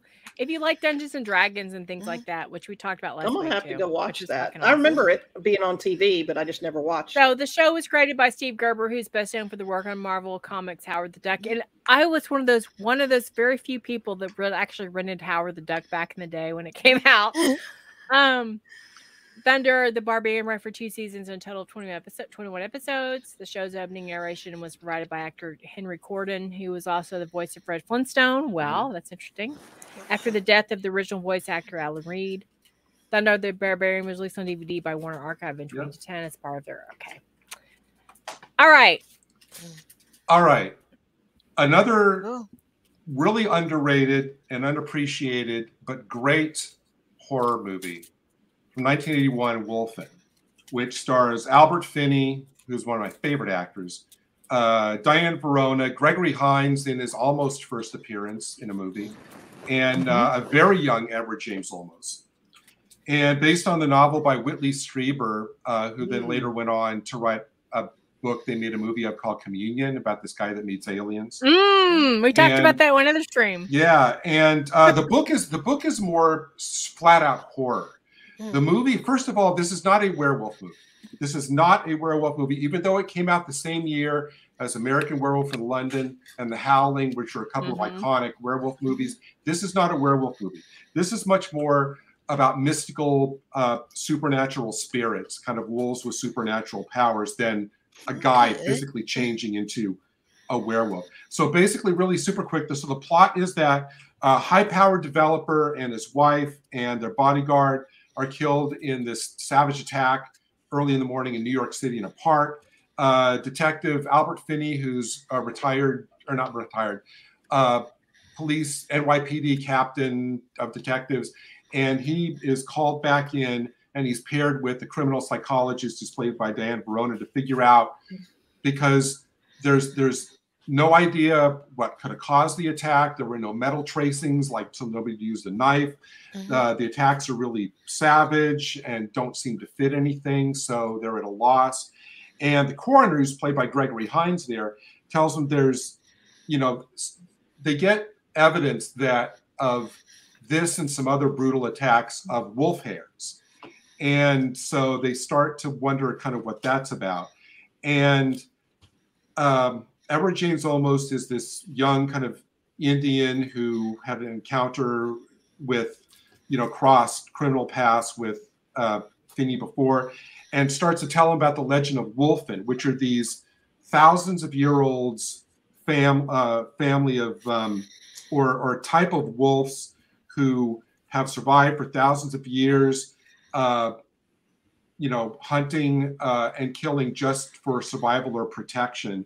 So basically what's caused this now is from that developer who got killed at the beginning is leading this gentrification of flattening and, building up, all of these, basically their hunting ground and paving it over for high rises and stuff. So they're killing basically to kind of protect their ground. And so, like I said, these are far more than just regular wolves. So Finney basically, who plays this character, is, has seen it all nothing phases him and stuff. And he slowly kind of comes to the realization that what he's dealing with is something that he's different from anything he's ever encountered before. So, something he barely understands. And the movie has great mood and style. Visually, it's stunning. They use, if you see in the bottom left, in the bottom right there, they use this kind of steady cam and this kind of thermographic imaging on the camera for the POV shots of the wolves as they're kind of hunting. And it looks like almost heat vision almost. And this is about 6 years before it became popularized in Predator, which was the first movie that really used it. But this movie was using it about 6 years before. And it really is unnerving because as they're hunting and following, you kind of see things from their point of view and everything. And it has a really, really, really terrific moody score by James Horner. Very haunting music in this one. It's kind of a slow burn. It's not filled with a ton of jump scares and a lot of gore, but it's kind of like, it's kind of a slow burn. The dialogue is really smart. It actually has a lot to say. It's not a message movie, but it has a lot to say about how, in the wolves' eyes, we're the savages because they just kill to protect and to survive. We kill for sport. We kill for greed. We kill for a lot less. And so it's like, who's the real savage here? So it has some points to make about, the nature of man, about environmentalism, but it's not like a sledgehammer thing. It just kind of like is the undercurrent for the movie. And like I said, I love Albert Finney, great actor who's terrific in this. Oh my God, isn't that great in everything? Yeah, Albert Finney is one of the greatest actors that ever lived. Absolutely. So by all means, like I said, it's not a werewolf movie, but if you like this kind of intense thriller horror type of movie, then I absolutely recommend it. It has a message, but it doesn't slap you in the face with it, which is today, they slap you. Has anybody punch you? Sarah or Michelle, have you ever seen this or heard of it? No, this is all new to me. Yeah, I'm writing this all down. It kind of got lost. It got lost because it was in the same year, like I said, as other higher profile werewolf movies, and this wasn't strictly a werewolf movie, so I think this kind of got lost in the shuffle, but it's really, really worth rediscovering. And it's not the first werewolf movie on this list, by the way, just a spoiler. Okay. Oh, okay. So Wolfen is my horror recommendation. It's a great movie. It's much more cerebral than The Howling. The Howling was overrated in my opinion. This is a better movie. Watch it for sure. I agree with Gary. I think this is, first of all, Albert Finney. He can't go wrong with an Albert Finney movie. For him to sign on to this movie, it has to be good. So yeah, I mean, a rare genre appearance for Albert Finney. Although that same year he was in a more science fiction-y movie called Looker. That was I love that movie. Done by Michael Crichton. That was in the same year. That almost made my list. That almost made my list. Looker's a great movie. Yeah. Him and James Coburn. Yeah. I almost wish I'd put it on the list, but I'm like something else took its place. But maybe next time. Wolfen was not about werewolves, but it was about the possibility that Indians and wolves can exchange souls, which I thought was very interesting. Yeah, that wasn't in the book. I remember reading the book ages ago. The book was more never read the book. The book was more that the Wolfen were kind of like an evolved super intelligent offshoot of wolves. So it was not. It was a totally different origin than for the movie. I've never actually read the book. I've actually read very few Ridley Strieber books. I've read The Hunger, I've read Communion, and Transformation. That's the only 3 books I've ever read by Ridley Strieber. But that's interesting. I didn't think about reading the book. I didn't know this about the Saturn Awards. That's great. The movie stars Albert Finney, Diane Venora of Gregory Hines, and Edward James Olmos. It's also another movie on this list. Tom Noonan and his beard guest starred in a key role, and Tom Noonan was another favorite movie of mine called House of the Devil. Interesting. All right. I was going to make a White House joke there, but I all right, my next to last movie, The Last Starfighter, which was pretty much appreciated at the time. This is the only one that doesn't fit into my underrated, underappreciated one. This is a great movie. This is Lance Guest, who plays Alex Rogan, who's like a young kid whose family lives in a trailer park, and he's kind of, he wants to get out of there super fast and live his life. And his girlfriend Maggie, played by Catherine Mary Stewart, who a year before this did Night of the Comet, which was another great genre movie.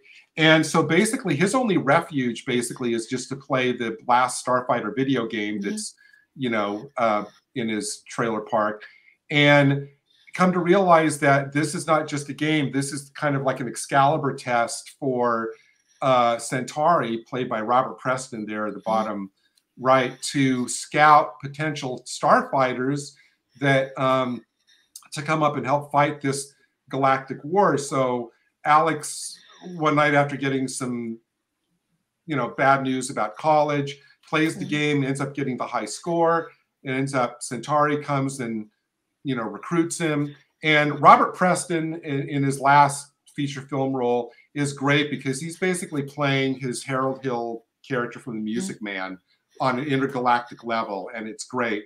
So he takes Alex up, and it's the story of Alex becoming literally the last starfighter when all the other candidates are killed, and he's got to defend the frontier against Zur and the Kodan Armada, as it goes. And the big thing about this is known for is this was the first movie to really make extensive use of CGI effects. All the effects were done. About 300 different effect scenes in this movie were done on a Cray computer. So very kind of proto CGI back then. It's still pretty good. I mean, obviously, if you're watching a Blu-ray, you can tell that's not a practical effect. That's a computer effect. But it doesn't really take it away. And a very romantic score by Craig Sapin, which matches the kind of romantic wish fulfillment mood of the whole movie. And it's really kind of a brilliant idea, because I was thinking that I was never a big video gamer or even any kind of a gamer, but I would think when you have games like, whether today with flight simulators or back then with games like this, I mean, you wanted to be the whole thing was like a wish fulfillment of you actually fighting these galactic battles or flying the flight simulator, whatever. So this movie basically took that to the next logical extreme, which is like, the character who loves this video game and loves to play it, actually that ends up making him qualified to actually do it. So it's a great, I'm sure we've all seen this. Oh my God. This is one of the ones that, other than Tron, was my mom complained about how many times I fucking this movie. That is my youngest son. Oh, my word. You might as well say hi. Hi. I mean, gosh. See why I'm gray? You know what? No, I don't want them. I love this movie. This movie is brilliant. One of my favorites. I was actually thinking of this, Gary. You read my mind from across the country. I love it. It is a brilliant movie. Death Blossom. That's all I got to say. Death Blossom. My mom complained because I rented it so fucking much. I haven't seen it in years though. Like I need to relive my childhood with this because I love it because it was every kid's fantasy. Because like I used to play this game called Atlantis, back in the day in Atari. Oh God, I'm dating myself. But I used to fantasize that I was controlling this spaceship. And to me, this was the ultimate. And so, like, I just get teary-eyed thinking about this movie because I have such good memories of watching They never did come out with it. I read that they never did come out with an actual Atari game based on this. Oh my God, I would have bought a missed opportunity, though. They tried.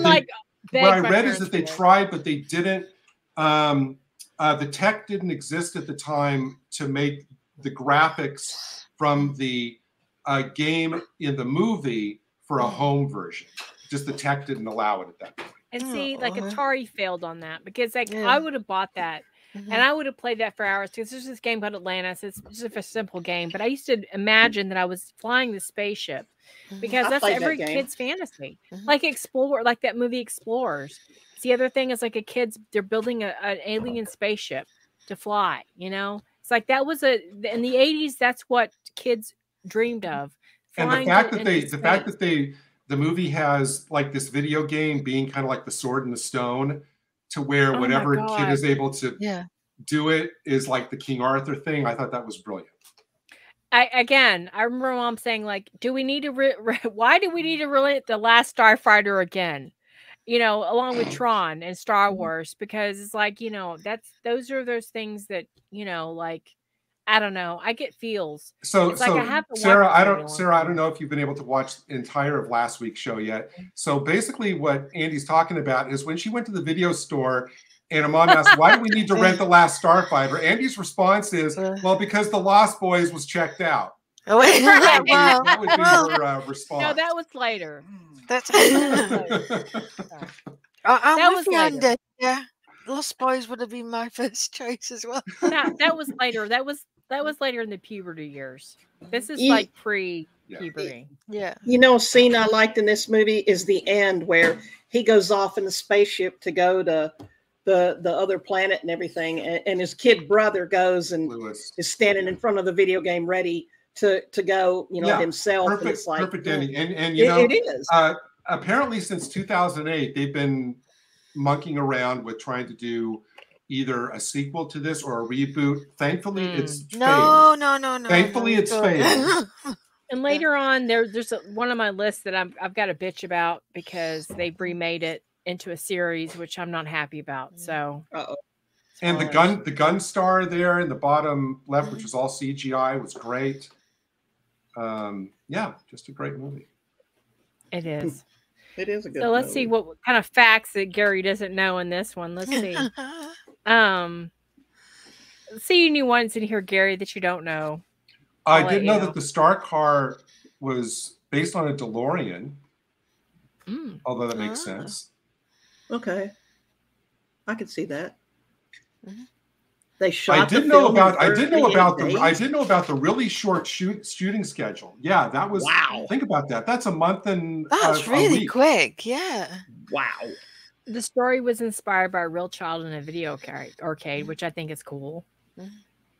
I mean, all the aliens in this are great. Like the assassins that the Zur sends down to Earth to kill him are great. You know, with the great big makeup and the heads and everything. That's great. Wow. It's a great movie. I need to rewatch it. I need to relive my childhood by watching this movie. All right. Now, I think this is Gary's attempt to because we were supposed to do a stream way back about THX 1138 versus 2010, and we never got to do that. So I think this is. I have dim memories of us talking about this. I know that this is one of. I know that Andy really likes this movie too. I do. I've actually only seen this one time. I actually bought the DVD to watch it. Okay, so here's the thing I got to say, and don't cancel me. I think the original 2001 is one of the most boring movies ever made. I think other than the house scenes. To me, well, except for the Stargate sequence at the end, I think it's for me. I think it's cold. I think it's clinical. I think it's sterile. Stanley Kubrick notwithstanding, blah, blah, blah, blah, film studies, classes, whatever. I do not like 2001. This, however, I love this movie. Obviously, this is the sequel to 2000. You don't have to have seen 2001. There's opening like little tracks of dialogue at the beginning, which basically summarizes the entire, all the, you know, main points of 2001 in about 2 minutes, which basically tells you how plotless 2001 was.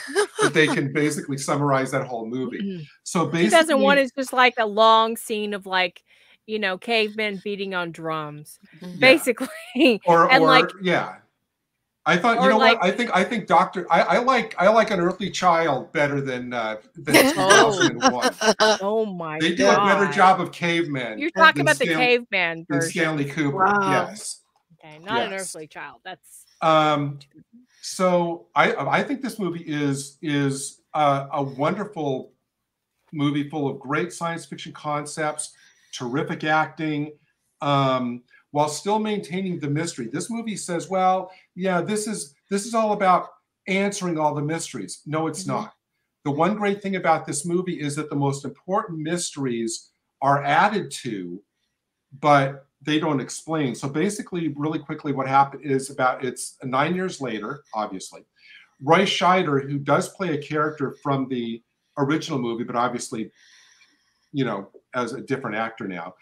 He was the guy who was in charge of the mission that Keir Dullea and Gary Lockwood went on in the first one. And so now something they can tell is happening with the Discovery, which is in the top right, the long, extended ship there. And so the Russians are sending up a mission to check it out. Roy Scheider and John Lithgow, who's another American engineer, and another guy, Bob Balaban, who created HAL, wingle their way into the ship to go. This while on Earth, the nuclear Cold War tensions between the US and Russia are on a knife edge to Armageddon. And so a lot of the movie is them, you know, getting up there and slowly trying to figure out kind of what happened to Hal, why did he malfunction, what happened to the original astronauts, blah, blah. And so Roy Scheider, I think, was a perfect choice for this role because just like in Jaws, he's like the everyman who is forced to confront a force beyond anything in his experience. So and there's a humanity to this movie that for me was completely missing from 2001, which is why I don't like it. Helen Mirren, in her first American role in an American movie, is the leader of the Russian side of the expedition. And it is a more linear story, but it isn't about answering every mystery. I will say, without spoiling everything, that the only mystery they answer is really understanding why Hal malfunctioned, which is a pretty easy mystery to figure out. It's like, okay, why did a computer malfunction? Okay, the answer to that is, but all the bigger things about the monoliths, about what their purpose or their ultimate plan is, that is still just as mysterious at the end as it is, you know, at the beginning. In the picture you can see there, Keir Dullea returns to his role as Dave Bowman, more than Dave Bowman, I should say. And his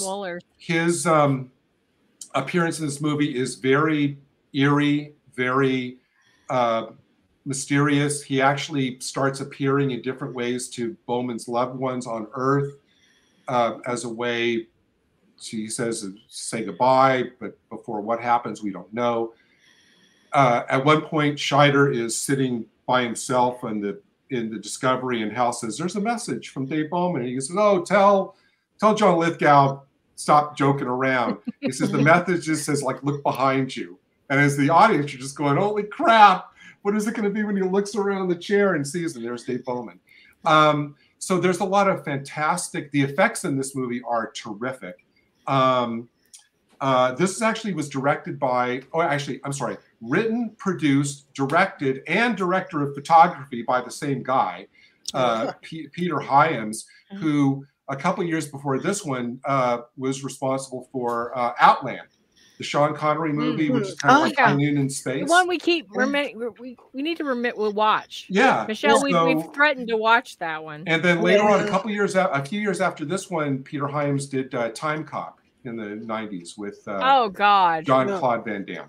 So, but this is a great. This does not take away from 2001. If you're beholden to that, it really adds to it without eliminating the mystery.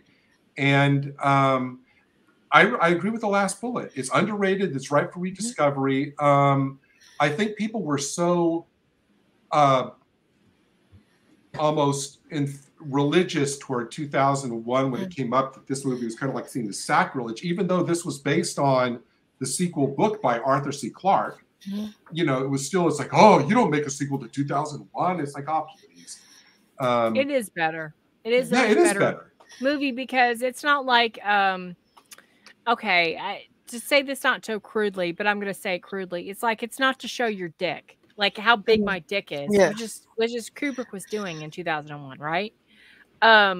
It's just 15 minutes to show like how like you a ship, connects to another ship.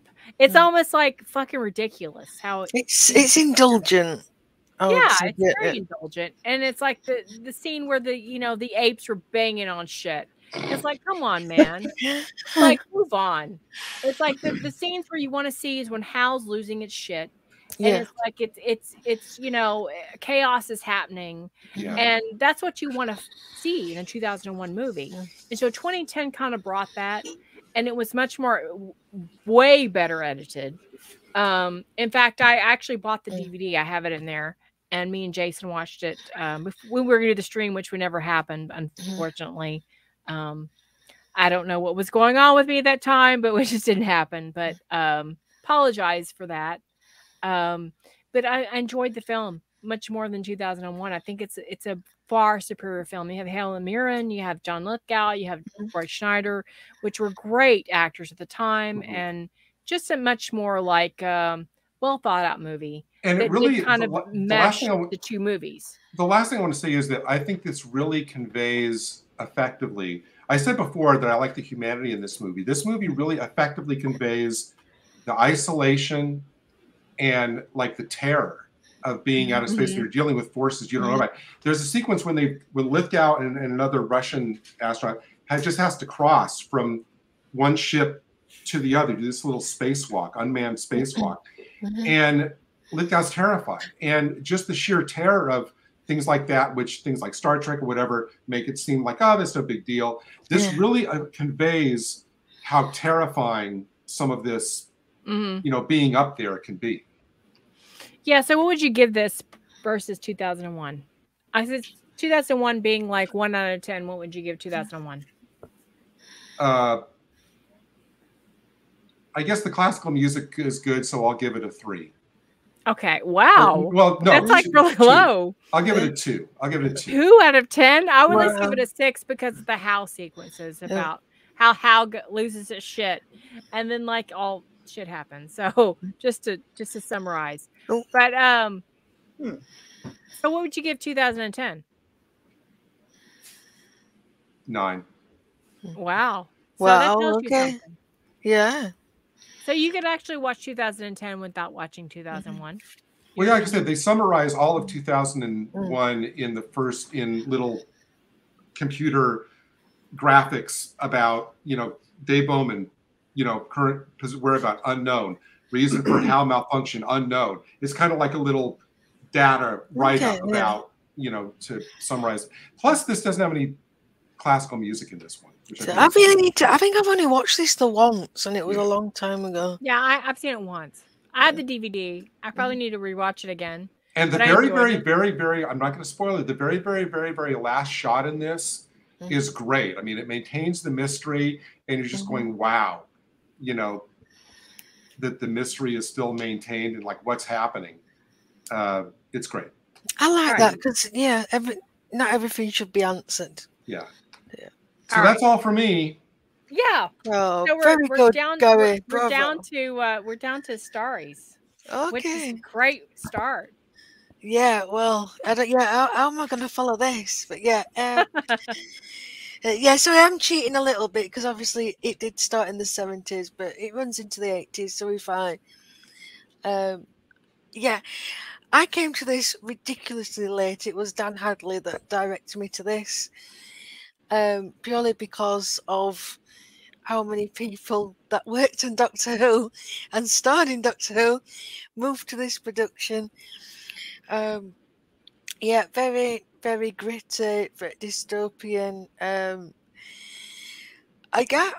just absolutely fell in love with it, and it's really weird because it was pitched as kind of like a western in space, and I'm not really particularly fond of that genre. But it would be, because as soon as you put it into space, I'm there. I love my sci-fi. Again, the characters, because it's the character-driven show. You can't really describe it as anything else. It's still on a low budget. The effects aren't fantastic, but that doesn't matter because it's just absolutely wonderful. It's got the best looking ship ever, and I will die on that hill. I think the Liberator is absolutely. You will see. There's a picture. I think Annie must be trying to find the pictures, because I gave her some good pictures for you. So yeah, it's so unusual. It's so striking inside and out. It's just so visually interesting. The computer Zen, and then Orak. All the characters are wonderful, and again, that aside from Blake, they're not your traditional heroes. They're all the thieves, smugglers. But nasty pieces of work. Oh, there it is. Look, there it is. That is a beautiful ship. Yeah, and of course, my favourite character is Avon. It's really predictable, but he has the best lines. He has the best development. I mean, I sigh because Avon is like, it's the weirdest thing to be attracted to. I know. But my God. I know. That is so dark. Okay. And he's, yeah. And I would say my second favourite character is probably Villa, just because he is the complete polar opposite. He's so cowardly and funny, but I really love, that interplay. Servalan, just an amazing villain. Oh yeah. She's so glamorous, she's so beautiful, but she's so manipulative and conniving, and God, so cold, and she's just wonderful. There wasn't a character on TV like her. No, there really wasn't. Amazing. Jacqueline Pierce is an amazing actress. She really just, was. every scene she's in, she steals it. She really did. You can't take your eyes off her. Absolutely. And and her scenes with Avon are always great. Yeah, because you've got that kind of like love-hate, because there is a respect and admiration as much as there was sexual tension there. Oh yeah. He wants to say that, but it totally was. Yeah, that one when she's chained up and he's interrogating her, like, whoa, that's a bit hot. Oh, yeah. And recently we interviewed Joseph Malazzi, which I kind of straight think that the show Dark Matter was inspired by Blake Seven. Totally. If you've ever watched that movie the series, as Michelle knows, there's some like definitely nods, but I didn't quite get a straight answer when I interviewed him about if this was inspired. But there is a character that wears black and white. Yeah. And so yeah, and it's basically a cast of villains, which I kind of feel like that Blake Seven was. It was basically a bunch of rebels, which kind of is like what Dark Matter is, and didn't get a straight answer, but I'm pretty sure I think so. Yeah, that he was inspired by this, but. I love the show. Brilliant. I'm so glad you chose it. I have a mad crush on Avon, just saying. I want to ask Story for two questions. First is that when you got into the show, did you get into the show knowing anything about it, like how it would develop and then how it would proceed? No. So even like watching the ending was a total surprise. Yeah, the ending was a surprise, I'm really glad that it wasn't spoiled for me. But I was part of a group because Dan did a Blake 7 group, and they were really, respectful and lovely, and yeah, it was one, and it was a shock. I mean, because I think it was supposed to end on series 3, is that right? And then series 4 came out of nowhere, and yeah, it's complete, and you can tell. I do actually. Series 4 is my least favorite. That's what I was going to ask. I was going to ask of the two kind of group pictures there. Did you like the makeup of the crew from the first couple seasons, or when Avon was leading it? Probably. I like the original team. I really like Jenna and Gan. Although I think they just ran out of stuff to do with Gan, and that's why they killed him off. I did like Dana. Tarrant did my head in. I can't oh God, yeah. I get why they had to be that antagonistic, because obviously Blake had gone, and I do get why he was put there. But and he was so mean to Villa. I mean, when Avon was mean to Villa, it was funny. But when Tarrant was mean to her, I was like, that's just bullying him. Yeah, Tarrant. But I did like Dana. I thought there wasn't much to Sulin's character in the last season, though. I don't really understand why she was there, because she'd kind of already got like Dana's character was like the fighter, and I would have preferred a softer character. I think when Callie left, and maybe I'm biased because I did like Callie, because she was like the soul of the team. She had kind of like moral conscience, and even though she was an alien, she almost seemed like the most human. And I think that humanity was kind of lost. You're talking about Callie. I actually think Callie was the character that Avon respected the most. Yeah, and I really did. I agree with Archer Collin. I hated that they killed Callie off screen. I totally didn't like that at all. Like it just didn't make sense. Like that's because, as Sarah said, the season 3 was supposed to be the end, and actually, from what I understand, the night that the season 3 episode went out. And then over the end, there was a voiceover which said, "And stay tuned, Blake 7 will be back for another season next year." That was the first that the cast knew about it. That announcement at the end of the episode. And they'd already got, obviously, I'm blanking on her name now. The actress, she'd already got, another job to do, and but absolutely wonderful. I'm probably like the best finale. In TV, they did cliffhangers so well. Yeah, I mean, they really did. I mean, like you just kept you watching.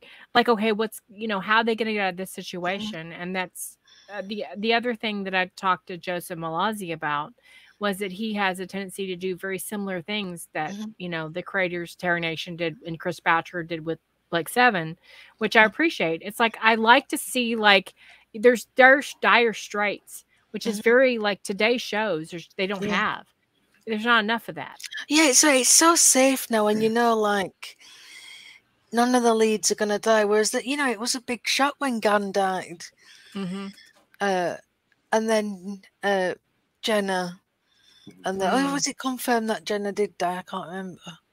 I don't think. I think it was just kind of left out there, which I didn't like because I like Jenna. It was like I really wish she wouldn't have left it. It seemed like.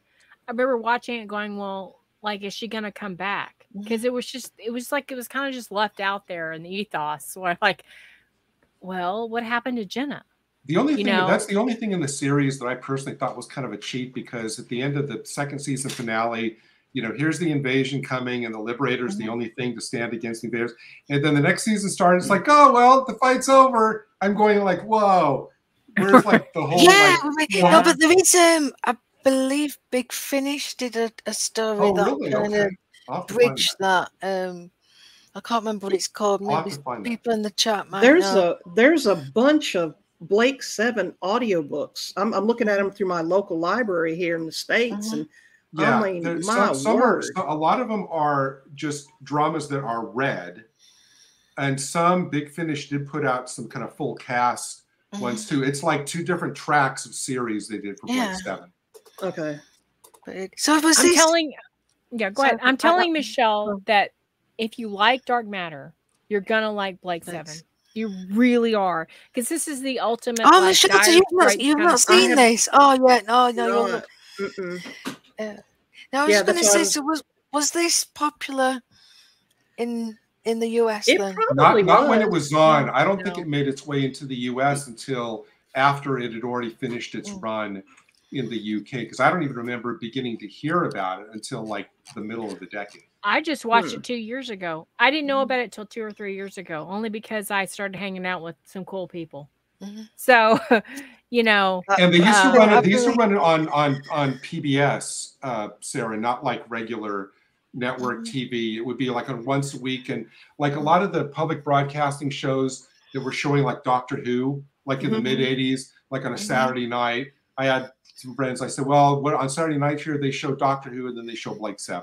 So they kind of paired them up for. That's really cool. PBS stations. And again, and you know, when you've watched a lot of classical, you can start to see the trait, you know, of Terry Nation, them tropes, and especially Chris Boucher as well. Oh, I love Chris Boucher. God, he's my favorite Hugh writer. Yeah, which is why I think this shines. Great theme song. Yeah, I love that. It's my second favorite to Doctor Who. Yeah, fantastic. Music's brilliant, and again, it's Spock the actor. I mean, there's a lovely. I can't remember what the episode is where Colin Baker turns up in it. Bayban the Butcher. Yeah, and it's just amazing. I'm not going to spoil that for Michelle, but yeah, you'll never look at Colin Baker the same way, Michelle. Put it that way. Okay. Maybe we should do. Maybe Michelle. Maybe we should do like I need you to rewatch this because I've watched it once through. Maybe we should do rewatch and do like maybe 1 or 2 episodes at a time. I'm telling you, once you watch this. Yeah, it's on Daily Motion. I think most of the episodes should be on Daily Motion. Okay. But I'm telling you right now, it is just a brilliant series. And if you love Dark Matter, if you love anything but Joseph Malazzi, I swear to God, I know he kind of just like sidesteps it, but I'm telling you, there's no way that Dark Matter wasn't inspired by this. Did you know this, Sarah? Sarah, did you know this? I see Archer. No. Colin put it where he says Colin Baker has done at least one Bayban story for Big Finish. Did you know that? I didn't know that. No, I didn't know that. Thank you, Colin. Huh. Well, I'm not surprised because it is. Yeah, it's passed into legend. It's like Brian Blessed's character in episode 3. Yeah.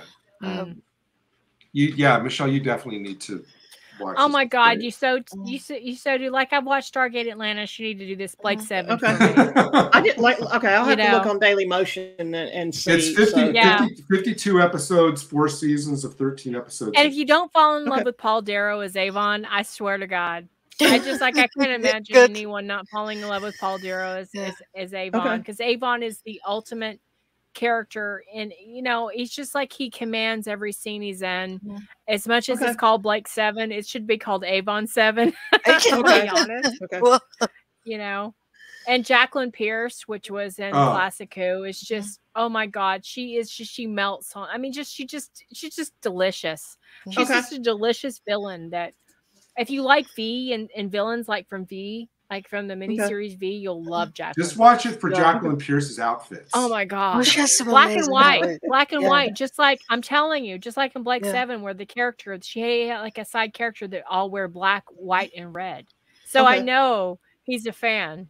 So as much as he doesn't really say, he was inspired.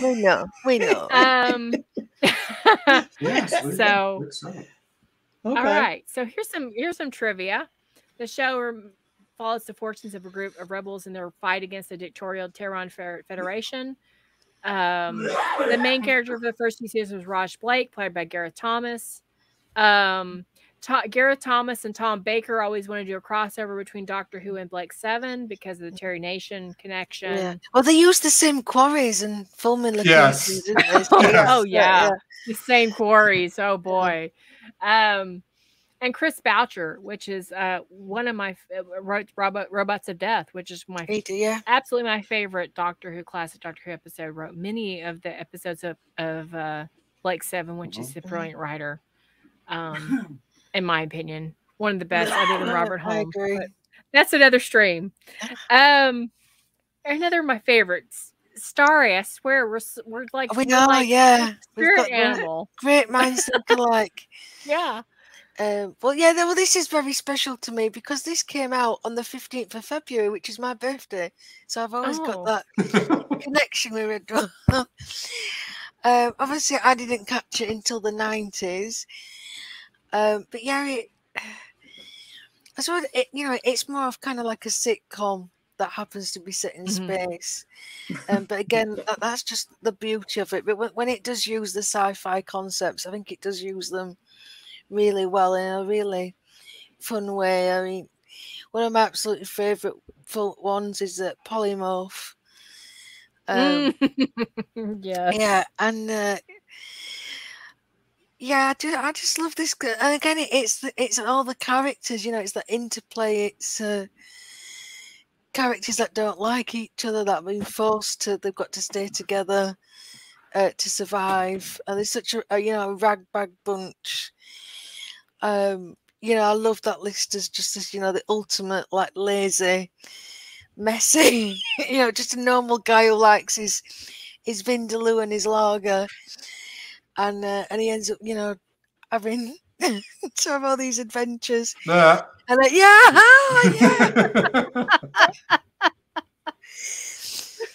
oh, that's amazing.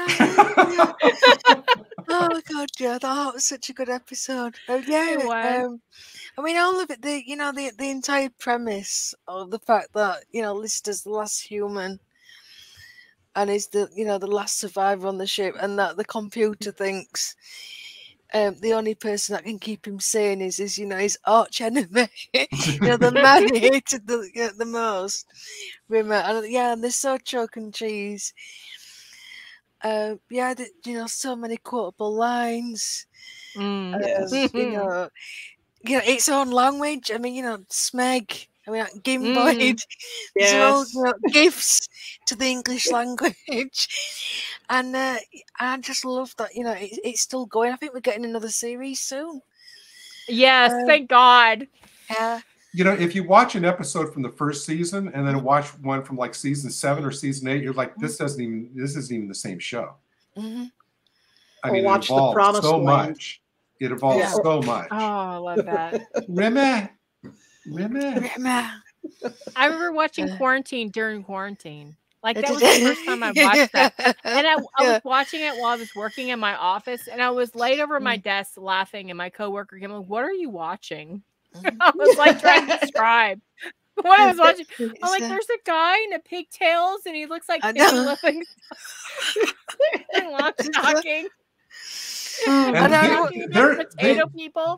Their sci-fi concepts are really well thought out. Yeah, they are.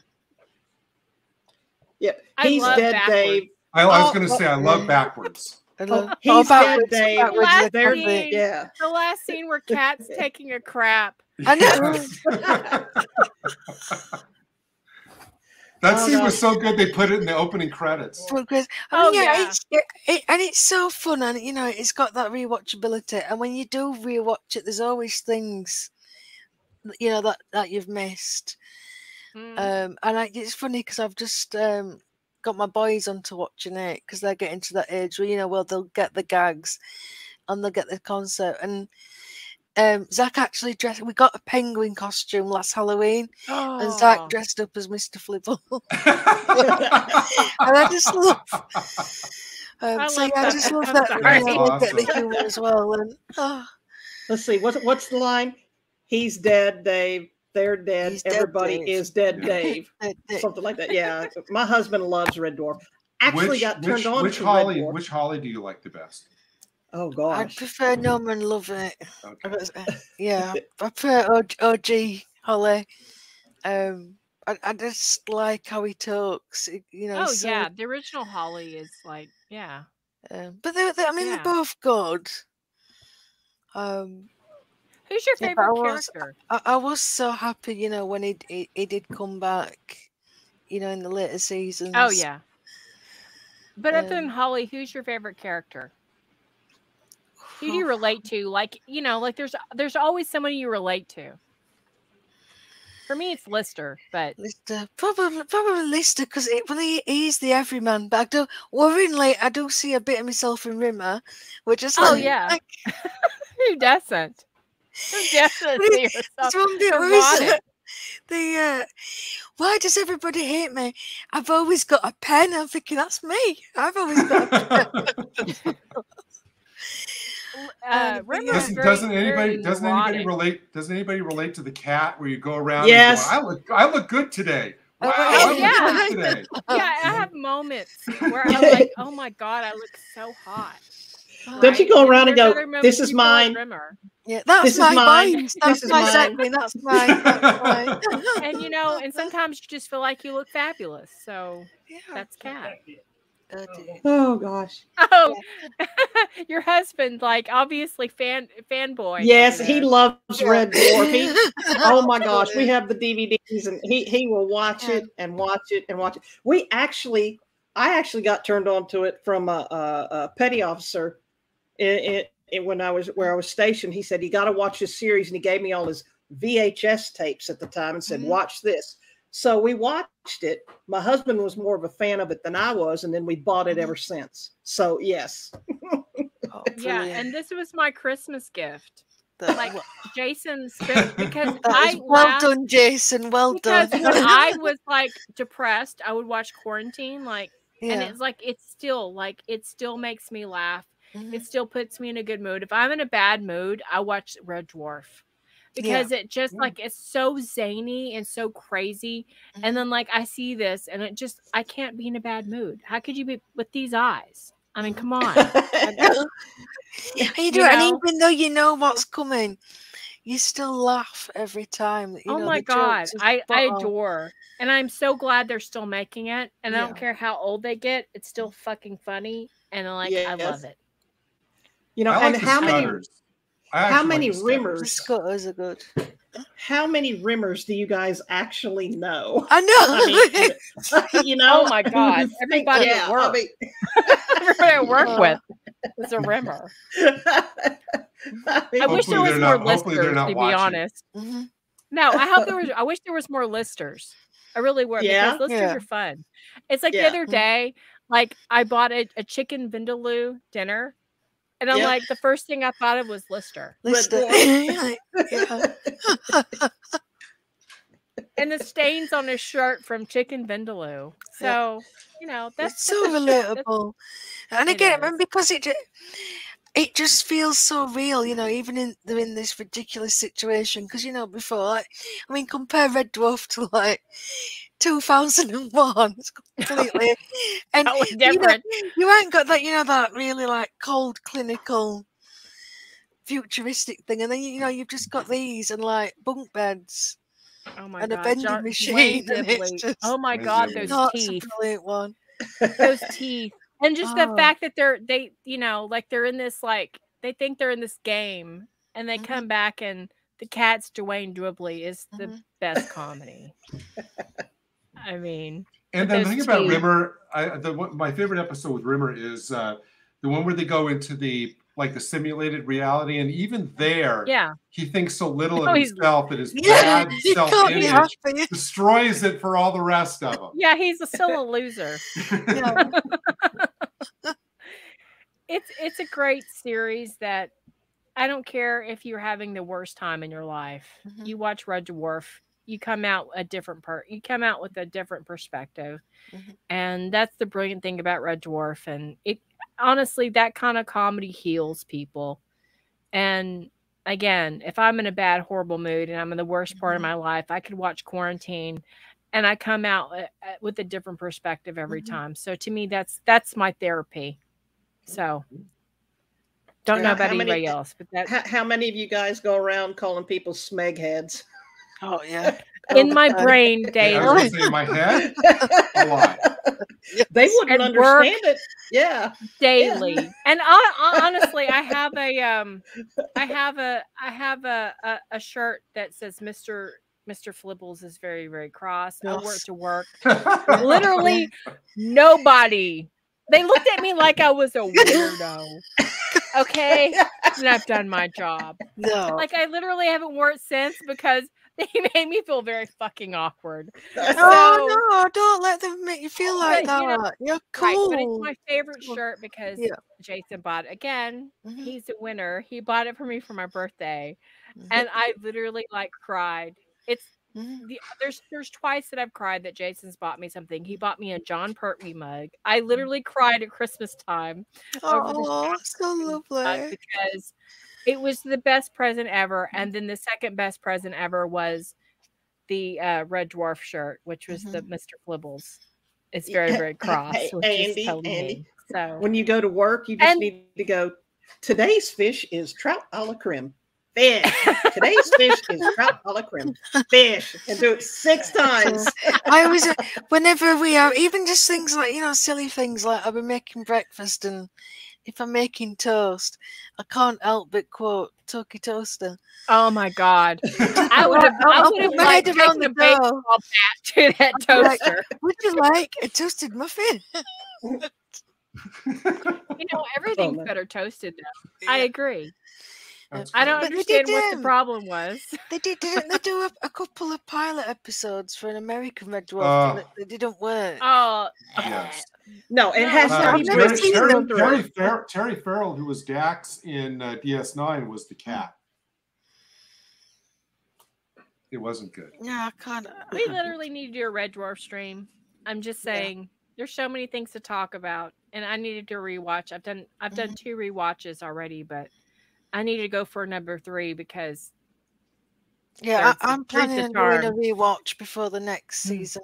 Yeah, because I literally love and I relate to so many characters in this show, and it's just brilliant. It has several guest stars over the years, including Craig Ferguson, Hugh Laurie, and Timothy Spall, which I still think Craig Ferguson would make a great doctor. Yes. Yes. Yeah. I really had this fantasy about Peter Capaldi regenerating to Craig Ferguson because I think that'd be the greatest joke ever. Because he would say something like, "Wow, that was a trip," as an LSD trip. Yeah. The title Red Dwarf refers to a type of star that is small and dim, which describes the show quite well, which is fitting for the show setting aboard a mining ship, but other reasons as well. Smeg, the word smeg is my favorite, is a common expletive used in the show. It is a shortened version of smegma, a substance that can accumulate under the foreskin of the penis, which describes most of my Don't say you didn't learn anything on Galactic Gals. That would be a brilliant general knowledge quiz. That's going to come up one day. It's actually in Cards Against Humanity because we play that, and that is in there. Smegma is in Cards Against Humanity again. Yes, we have to give a quick shout out to Tongue Tied, which is my favorite scene of the show. And we need to do a Cards Against Humanity stream. Oh my God, we need to play it. We need to play it. Yes, and you got to pick all the foul and Mad Libs, which I bought a Doctor Who Mad Lib. That would be good. Yeah, we're gonna do Doctor Who. Mad just one last thing before we move on. I was allowed to stay up to watch this by Mum and Dad, but obviously it was always showing like 9 o'clock, which is like the watershed, and I learned, it really expanded. My knowledge of the English language. For example, there's one insult where I think it's Rimmer calls Crichton novelty condom head. And I looked up at my dad. I'm like, Dad, what's a condom head? And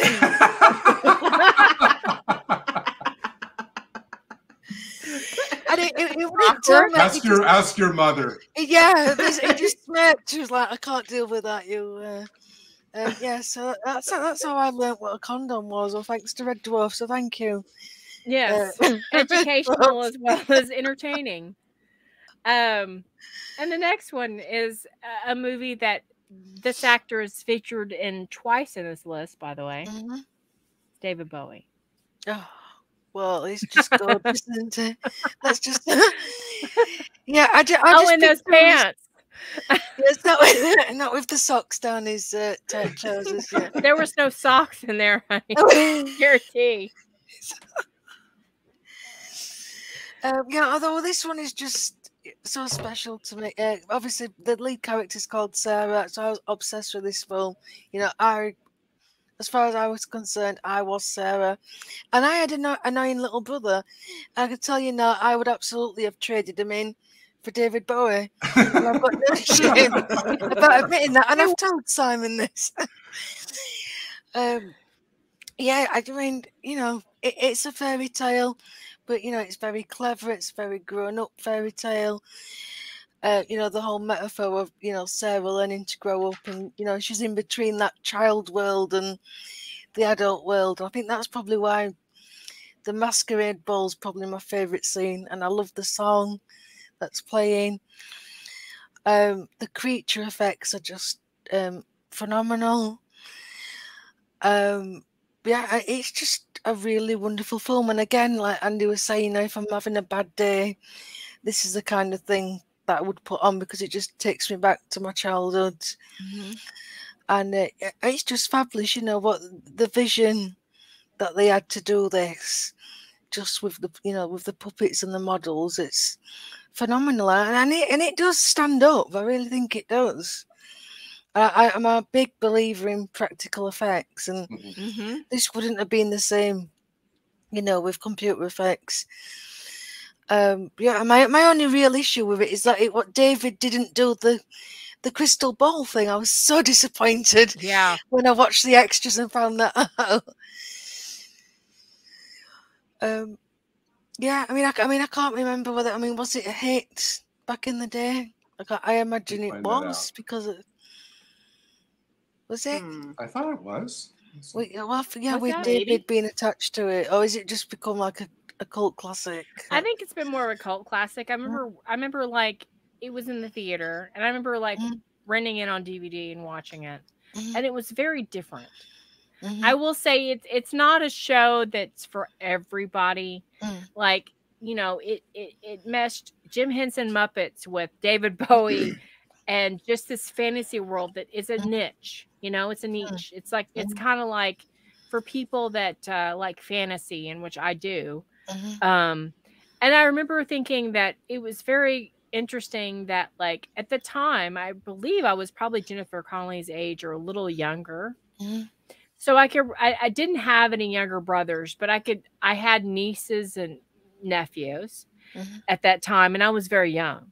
So I remember kind of relating with the fact that I was annoyed by this younger brat, you know? So I could always relate to that aspect of just like wanting them to go away.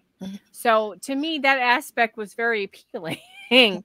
But I think that it was just like a very like a Wizard of Oz type of feel that was just more rock, like more rock and roll, because you had David Bowie at the helm. Yeah.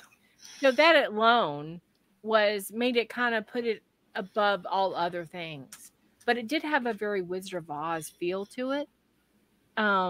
If you know what I mean. Like, here's a girl going to another world and she's like being transported. And there's this handsome, odd type of being that she's obviously attracted to. That is evil, but like very intriguing. So there's a lot of things, and then there's all these different creatures. So it's very Wizard of Oz, which I thought was, I thought that was endearing.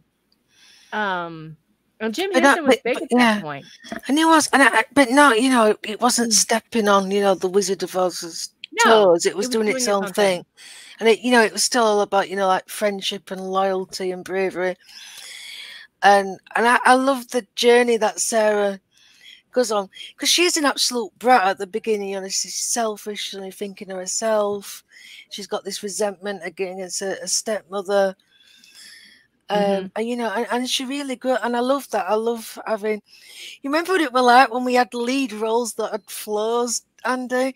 Wasn't it just Mhm. an amazing time? Mhm. Yeah, And, yeah, right. and she can only get so far on her own. You know, she has to have help from all these Yeah. characters that she meets, and yeah, and they get, she sacrifices herself. She's brave. She makes she challenges Jareth, which is really interesting because when they first meet, he's obviously the superior and all powerful, and by the end of the film, when she faces him, they are equal. She has proven herself through the labyrinth, and obviously she's better because she's had this journey, she's grown, and she's got this support network. And whereas Jareth, is just all on his own. He hasn't, he's not whole.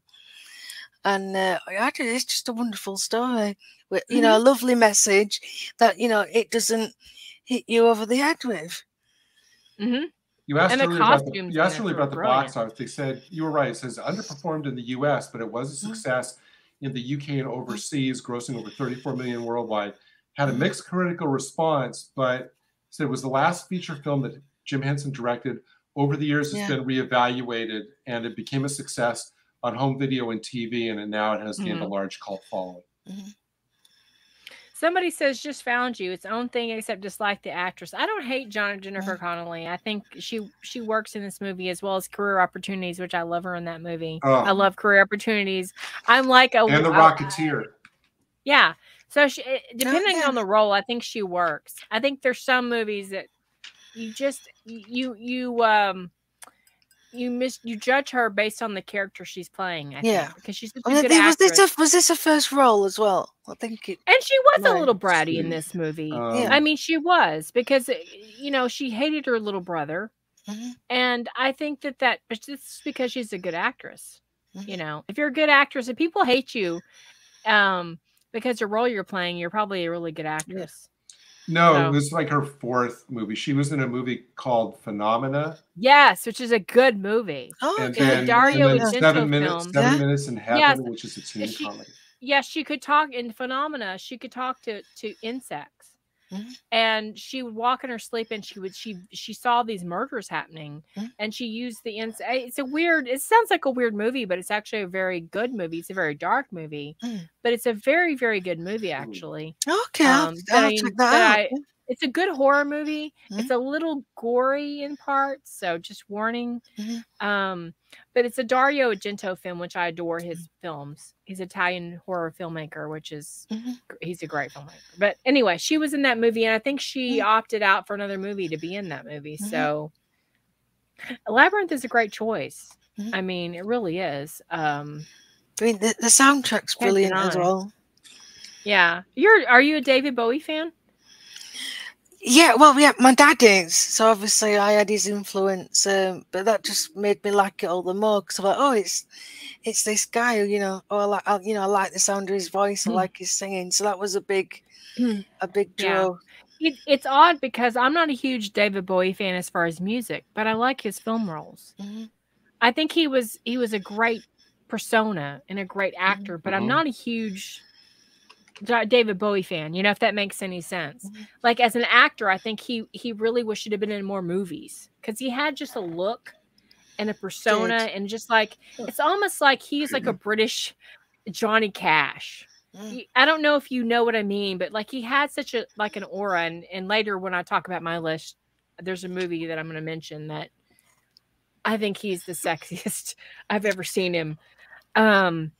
And he had like an aura to him that was just profound, that I don't think you see that in a lot of people. Which is sad. I wish he'd been in more movies, honestly. Yeah, I mean, it definitely got charisma. I think he could have been made a great doctor, actually. Yeah, I could see that. He had that. Well, wasn't he put forward to be Jack in Caves of Androzani? Yes. I heard that. Yeah. Yep. Which would have been awesome, wouldn't it? Can you imagine? But then it's like, if you're going to get David Bowie, do you want to have him covered by a mask for the whole story? Hell no, not with those eyes. You're right, but Sarah, you're right. He was. Yeah. I don't know. He probably very was cool doing a eyes. concert. I can't help it. I know, because we said that we're going to pick things that aren't Doctor Who. That's not allowed. Well, I can't help but bring it in. No, well, of course. Right, no, that's cool. Like, I like bringing the Doctor Who, and there's another actress that's been in Doctor Who in my pick too. So I think that all good actors have been in Doctor Who. That's my theory. Yeah, that's right. I quite agree. So here's another one, which I, back in the day when this came out, did not understand why Tom Cruise was in a fantasy movie, but there it is, Legend. Yeah, getting a bit of a theme here, isn't it? Yeah, I do like my fantasy. I do too. And again, I think this was just something I found by accident. It was just shown on the TV. Well, maybe it was like in the school holidays or something. And absolutely fell in love with it. And again, you know, in some respect, it is just a very traditional story. You know, it's a fairy tale story. There's a princess. I'll just explain because I don't think Gary's seen this. Not yet, but I want to. If you can believe, that's Tim Curry in the middle. If you can believe it, under all that, and he's darkness, and he wants to take over the world. And to do this, he discovered he's got to kill the purest thing in the world, which is it's two unicorns, a male and a female one. And he sends his minions off to kill a unicorn and chop off its horn, and that turns the world into like a winter wonderland. And in the middle of this is this princess, and there's Tom Cruise's character Jack, who's a bit. Is it? I don't know what he is. He's just kind of in the woods, isn't he? Because he's not a prince, but he's just. He's like, almost like I got the feeling that he was some kind of weird elf. I mean, like when I watched it the first time, you know, like he's like a wood elf or something. Yeah, because he's very like, because he's all into nature, so like he can talk to animals, and he shows Princess Lila the unicorns, and he knows about plants, so he's got kind of like feel to it. And then he goes on this quest to save the unicorn and rescue Lily, and he gets aided by dwarves and elves, and I think there's a fairy in there as well, from what I remember. And it's just, the setting's just absolutely beautiful, very lavish. I believe they went over budget. I can believe it. But there's this lovely scene where Princess Lily is so pure that even darkness can't help but be attracted to her. And there's this brilliant scene where she's wandering around his castle, and it's bizarre, and there's this black dress that comes alive, and it sounds absolutely bonkers, Gary, but go with it because it's a really good scene. And this dress dances with her, and then suddenly she's changed from like white to black, and she's full goth. She looks sexy as hell. Wow. And she's going to be the Gary will enjoy that part. Yeah, you'll enjoy that. Very deep V. Very, yeah. And she agrees she's going to marry Darkness. And but the deal is that she gets to cut off the final unicorn's horn because it's a trap, because she's going to save the unicorn. That's not like a metaphor for the patriarchy. Is that a way? Well, the traditional fair where they get locked up in a dungeon and they've got to fight a big troll. There's a wonderful cameo by Robert Picardo, and I'm not going to spoil it for you, but you know what I mean, Andy, don't you? A creature, yeah. A creature in a swamp, and it's just there's always a creature in a swamp in one of these movies. There's always got to be a creature in a swamp. I mean, does it do anything particularly new? It's like a music video in a way. That's how I view this movie. Is kind of like it's very MTV related. In a weird way. I don't know. Maybe I'm off, but. It's kind of more, I think it's probably a deeper movie than I could probably, express. I'm sure there's probably a lot of deeper meanings. I just know Tim Curry was amazing in this movie. It was, and to be able to act under all that, Oh yeah, I would imagine it'd be very uncomfortable with all that prosthetics on your face. But I remember watching it as a kid and being absolutely terrified of his face, but I just couldn't stop watching because I wanted to find out what happened. Right. And yeah, and it's got. I mean, it's bizarre because there's 3 different versions. There's the American version, which is the shortest. There's a European version, and then I think there's a director's cut, and and they've all different, and I think they've got different endings. Because what ones are kind of, well, they're all kind of happy endings, but one's a bit more ambiguous. I can't say it. Ambiguous. That's it. And I'm drinking. And I can say it. But yeah, it's definitely worth checking out. Just to, yeah, I think it's definitely a product of his time, but not necessarily in a bad way. Jason is extreme. He's a bigger fan of this movie than I am, but I haven't watched it in many years. I think I've seen it a couple of times. I think my son watched it. You know, it's like you pass on the gauntlet. You know, when you see these movies. But it's been a while, and I actually meant to watch it this week, but I got through my 5 movies, and I kind of watched the part of Wrath of Khan, but I've been kind of busy. But I meant to get to this one, I definitely want to rewatch it. Yeah, I think at the time, I was a little put off that Tom Cruise was in this movie. I think because typecasting was a big thing in the 80s. Once you're typecasted like Risky Business or Top Gun, you're kind of typecast, you know. And now looking back, I think that was a little silly of me to typecast people. I did it with him with Interview with the Vampire as well, which he delivered. It was fantastic in that. I mean, even though I didn't want it to be, but it was. He is billed as the lead, but it is more of an ensemble cast. You never get the idea that he's like taking over. It's not Tom Cruise the movie and just another load of actors. I think this movie is more of an atmosphere as well. And I think about the time that I watched this, I don't think people were ready for that. For me, I wasn't. I kind of expected more of a never-ending story, which was also a very atmospheric piece. Yes. But as well as Labyrinth. But I think this is much more of an atmospheric. And then I think you should just go with it. You know, I think if you're expecting like a cohesive, like linear plot, I think you're going to be disappointed with it. I think it's more of just a feeling. And I think sometimes the movies are like that. I think at my age, I'm more open to that more than I was in 1985 when this was out, because people are expecting like a blockbuster, I think. Yeah, and it bombed at the box office, but then obviously it got popular again on VHS after. But I think it is a classic, and I think if you're a fan of films.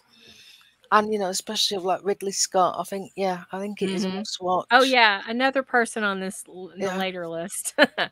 No spoilers, but spoilers. Yeah, it's definitely like a product of the 80s though. But the movie went through 15 rewrites, and there were 4 different versions of it. That's because it's Ridley Scott. Yeah. Of course. And again, we'll talk about that later. There is a deleted scene that is darker than the rest of the movie. Oh, geez. Can't imagine. I mean, it was pretty dark anyway. Yeah, right. The 2015 movie Legend was directed by. Okay, why is that in here? That's a different. It's a Tom Hardy Legend. Okay, AI, you're letting me down. The famous scene where Jack takes Princess Lily to see and touch the unicorns was filmed within the gardens of Pinewood Studios. The movie was shot mostly in England, but the water-based sequences were filmed in Silver Springs, Florida. Yeah, it's a definitely something that I'm going to rewatch to kind of see what my feelings are, because when you see something when you're younger, you have a different perspective as you get older. Yeah. So I'm very interested to see what my take is on it. I wanted to watch it before this stream, but there's just not enough hours in the day. No, Yeah. But yes, definitely very interested to see what Michelle and Gary think to Oh, it. absolutely. Yeah. Sure. Yeah, definitely thinking, that they might have a different perspective. Like last week we talked about Lady Hawk, and I was put off for years because Matthew Broderick was in it. But as soon as I found out Rutger Hauer was in it, I was like, oh, I'm gonna watch that. So there you go. I haven't seen it, so I'll have to go back and watch it. Brilliant. So I think this is your last choice, but this is my last choice. Yes. I know it's fantasy again, isn't it? I know. That's okay. It has Christopher Lambert in it, and this is one of my favorite movies. Yeah. So. Well, look, I got to this through my dad because my dad's a huge Queen fan. He's a flan. Queen He's fan. a flan. Flan is good. Sorry. And so obviously, like, he introduced me to Flash Gordon, which nearly made this list, but this just tops it. And again, it was something I saw probably, at a younger age that I shouldn't have seen, but I was allowed to see it, and I was just fascinated, by the sword fighting and decapitations. I'm like, wow, what's this? I mean, well, I can say Christopher Lambert's fantastic in it. Sean Connery steals every scene he's in. Yep. Clancy Brown's just the best villain. Awesome Kurgan.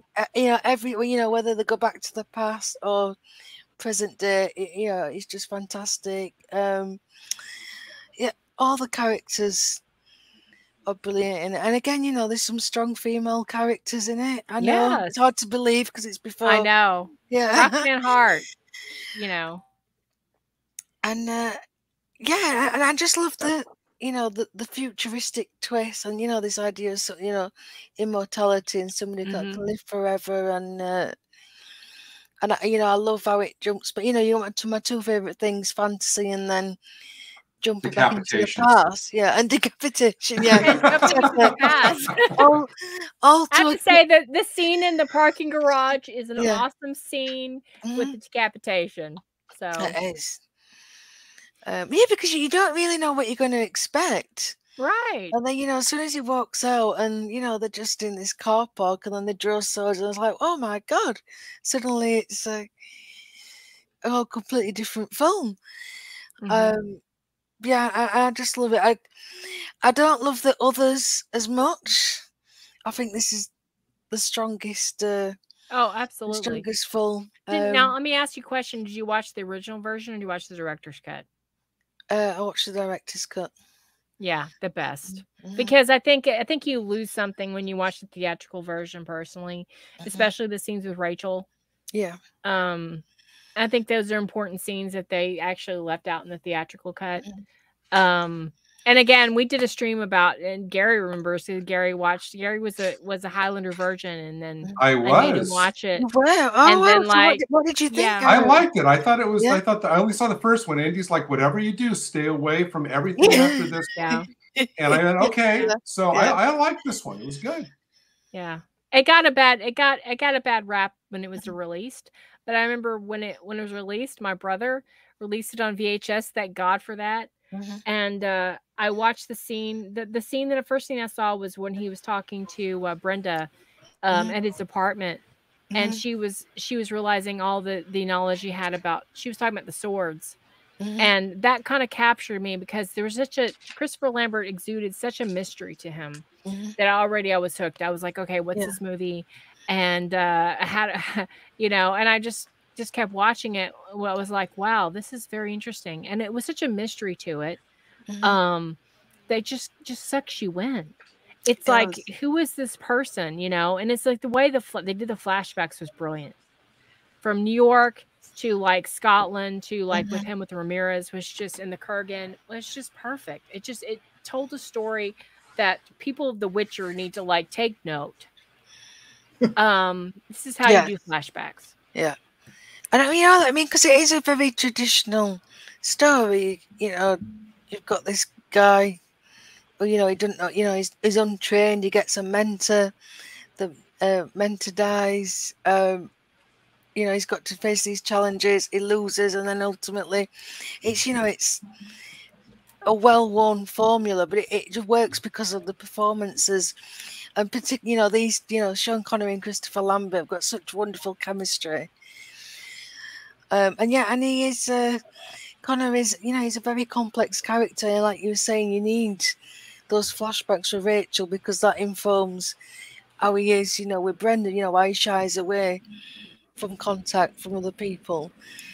And it's just, again, if I'm in a bad mood, there's nothing better than a decapitation. True, it isn't.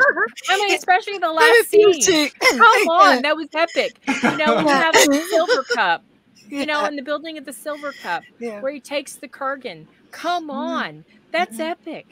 It's like that's the best. That's the most epic decapitation that's ever been filmed. That needs to be Sarah's motto. There's nothing better than a good decapitation. That should be your. Was that in your yearbook? Was that in your high school yearbook? It should have been. That would have been awesome. Yeah. I should have done that for my high school yearbook because I was a fan of this movie for many years. I adore it. So I'm with you on that. It's a great film. And if it happens to be on TV, it's one of them where you just gotta watch it. Yeah. And why did you even think that you could do a series of this show? Come on, you get Christopher Lambert. The only ones I ever watched was the episodes he was in, because everything else seemed really just badly acted. And I did think that now that I watch it, though, I think it's very humorous that here's a Frenchman playing a Scotsman and a Scotsman playing a Spaniard. Yeah. It shouldn't work. It really shouldn't.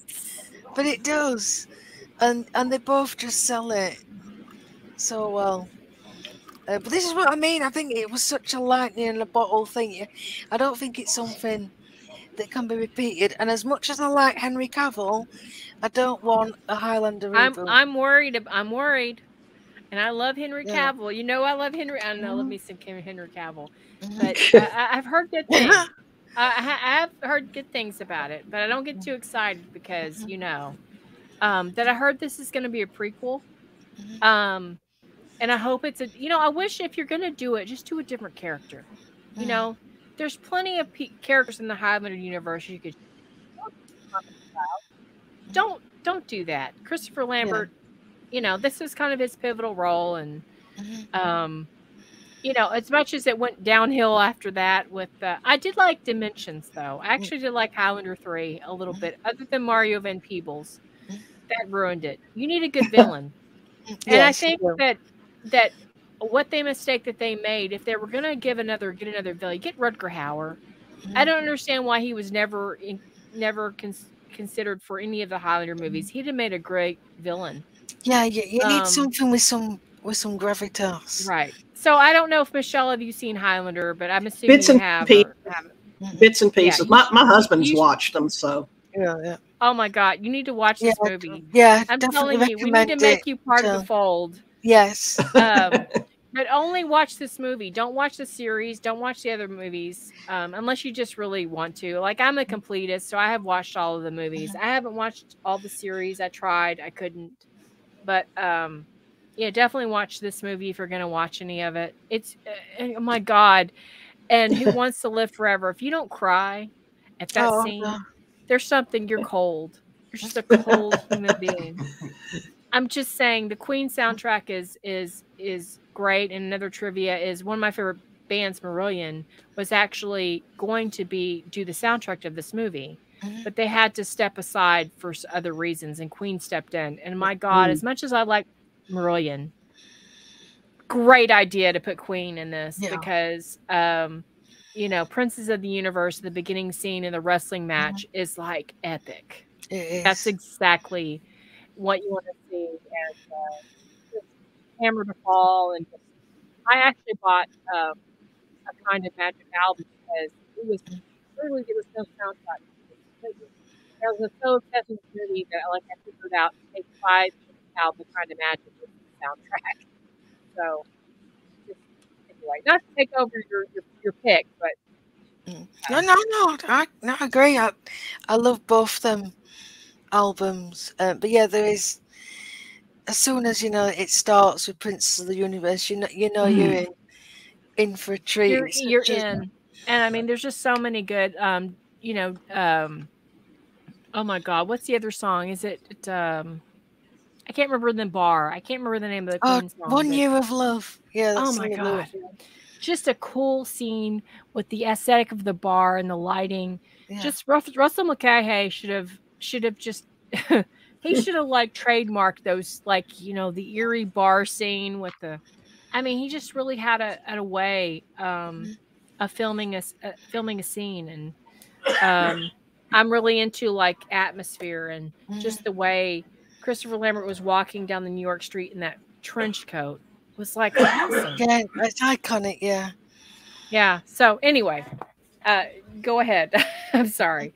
Sorry, not trying to fangirl, but Christopher Lambert was one of my first crushes. So, well, I totally understand that, and I do believe that Christopher Lambert's trench coat was the inspiration for David Tennant's costume. It's got to have been. And and also wow. I noticed that tan trench coat, like, just is in Supernatural as well with Castiel. Yeah. So it's a popular in Constantine. So it's a very popular trench coat. The role of Connor McLeod was originally offered to Kurt Russell. God, no. I love Kurt Russell, but no. Clancy Brown, who portrayed the villainous Kurgan, scared the crew with his intense performance. I can believe that. Mr. Krabs is pretty scary. Yeah, he did the voice of Mr. Krabs. Yeah, he did. The script for Highlander began as a college student senior thesis. My God, if I can imagine writing a college thesis like the plot of Highlander, are you kidding me? If you'd have done it, it would have been like a Harlequin romance novel. No, I do not like romance in my shows. You know that. Although I think that it's pretty hot with Roxanne Hart and Christopher Lambert. Just saying, the way they did. Yeah. Anyway, the Highlander has spawned a franchise consisting of 4 sequels, 3 television series, novels, comics, and collectibles. Sword market. Yeah, it's a I can believe thing. That. Yeah. Sean Connery's scenes had to be filmed in just 1 week. Due to its busy schedule, he had a bet with the director that they would not finish in 7 days, but the director won the bet, which I've heard before. Fantastic. Yeah, and they Sean Connery just did a good job. They brought him back for The Quickening. But my God, I would say the director's cut is better of that movie. But you only watch it for Sean Connery. Yeah. And Christopher Lambert with long hair. On a flotating skateboard. No, we're not going there. And the scene with Virginia Madsen by the dumpster, because that's real classy. But yeah, wham bam, thank you, man, by a dumpster, classy. But so yeah, the Highlander is the one to watch for sure. It's definitely iconic. Great choice. So we're down to mine, which compared to everybody else, I'm almost embarrassed, but they're really good. I think I don't feel like I'm scraping the bottom of the barrel, because these are shows that are very near and dear to my childhood, which was Silver Bullet, and just humor me because I did write a synopsis. Basically, Silver Bullet is a 1985 movie based on the Stephen King called Cycle of the Werewolf.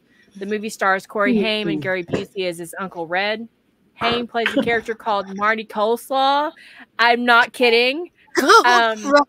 He believes that the killings in the town that everyone else in the town believes is a run-of-the-mill serial killer is actually a werewolf. Gary Busey brilliantly plays Marty's extremely alcoholic Uncle Red, who builds the paralyzed Marty a souped-up wheelchair called Silver Bullet, which also ties in the title of the film, and the bullet that Marty and his sister Jane used her silver cross and Marty's silver medallion to make to kill the werewolf that has been preying on their town. And it's just a really underrated flick that is just so much that has been obviously inspired by Stranger Things has been inspired to be It is like the most awesome. Like the kid of the town is the only one that knows that this werewolf is like preying on their town, and everyone else thinks it's a serial killer. And the twist of this movie, which happens about in the middle of the movie, is awesome. And just the fact that he has this souped up wheelchair, which he takes out one night to throw off firecrackers in the middle of the night because he can't wait because his Uncle Red gives them to him, and he sees what the real creature is, and then he fires off the firecracker, which hits him in the eye. And the whole idea that the sister the next day is going around collecting bottles to look to see who's missing an eye, to figure out it's just an awesome horror movie that's just so 80s, and it's a Stephen King novel, which I love this movie. It is so cool and so like iconic that I don't know if anyone else in the panel has seen this movie, but my God, Gary Busey nails it. But it looks, I'm looking at the cover and it is very Stranger Things. So yeah, I think I would like this. Yes. And it's not overly, there's some gore, but it's not overly gory. And yes, the werewolf looks dated, but there's a charm to it that's just so awesome that just, and you know, come on, Corey Haim, the kids figuring it out before the adults do. It is just, Is the other Corey in this one? No, thank God. No, this is Corey Haim. But it's just so iconic and so great. And his souped up wheelchair is so freaking awesome. It really is. And it's just the dynamic between the uncle and the kid is just so heartwarming. And you got I think Megan Follows, who originally went on to play Anne of Green Gables later. She's a Canadian actress that also plays on the show Reign as an older queen, I believe. But it's just so good. And the parents are such dickheads in this movie that the uncle is such the cool character that the fact that it's Gary Busey makes it just so much better. Because it's Gary Busey at his best, you know. Before he got crazy. Before he got really crazy, right? I mean, I'm guessing the picture on the left is probably the actual original poster. The picture on the right should have been the original poster. Yes. Yes. And it makes me want to buy the DVD because I watched this recently and oh my God, it's like it made me so happy because it's one of those movies I watched as a kid that it was one of those things you didn't think was going to be very good. But when you started watching it, you're like, oh my God, I love this movie so much. And it's a horror like I like. It's not over gory. It's got suspense. It's two kids that the adults are stupid in the movie. And all the kids and the uncle are like, and even the uncle until the very end didn't believe them. But like once he believes them, he's on board. So it's very Stranger Things. It's like David Harbour's character in the Gary Busey form. So I recommended this movie if you like Stranger Things because it's got that vibe. The vibe that we're all like wanting these days, that Stranger Things tries to emulate, it's there. And it's just, what can I say? I don't know if anyone else in the stream, I don't think Gary's singing it. I don't think Starry's singing it. No, I would actually, I mean, with the Stranger Things parallels, I would watch this. Oh my God. And just the fact that when you figure out who the werewolf is, and it's not like at the end, it's in the middle of the movie, which is very different. Weird. And the fact when you figure out, like, you're like, and I remember when first when I watched this, I'm like, I would have never guessed. Wow, but then once you see it, it's like, and I read the book. The book's great too, but the movie is just surpasses anything in your fantasies, and they did it right. And it's not too long, it's not too short. It's just the perfect.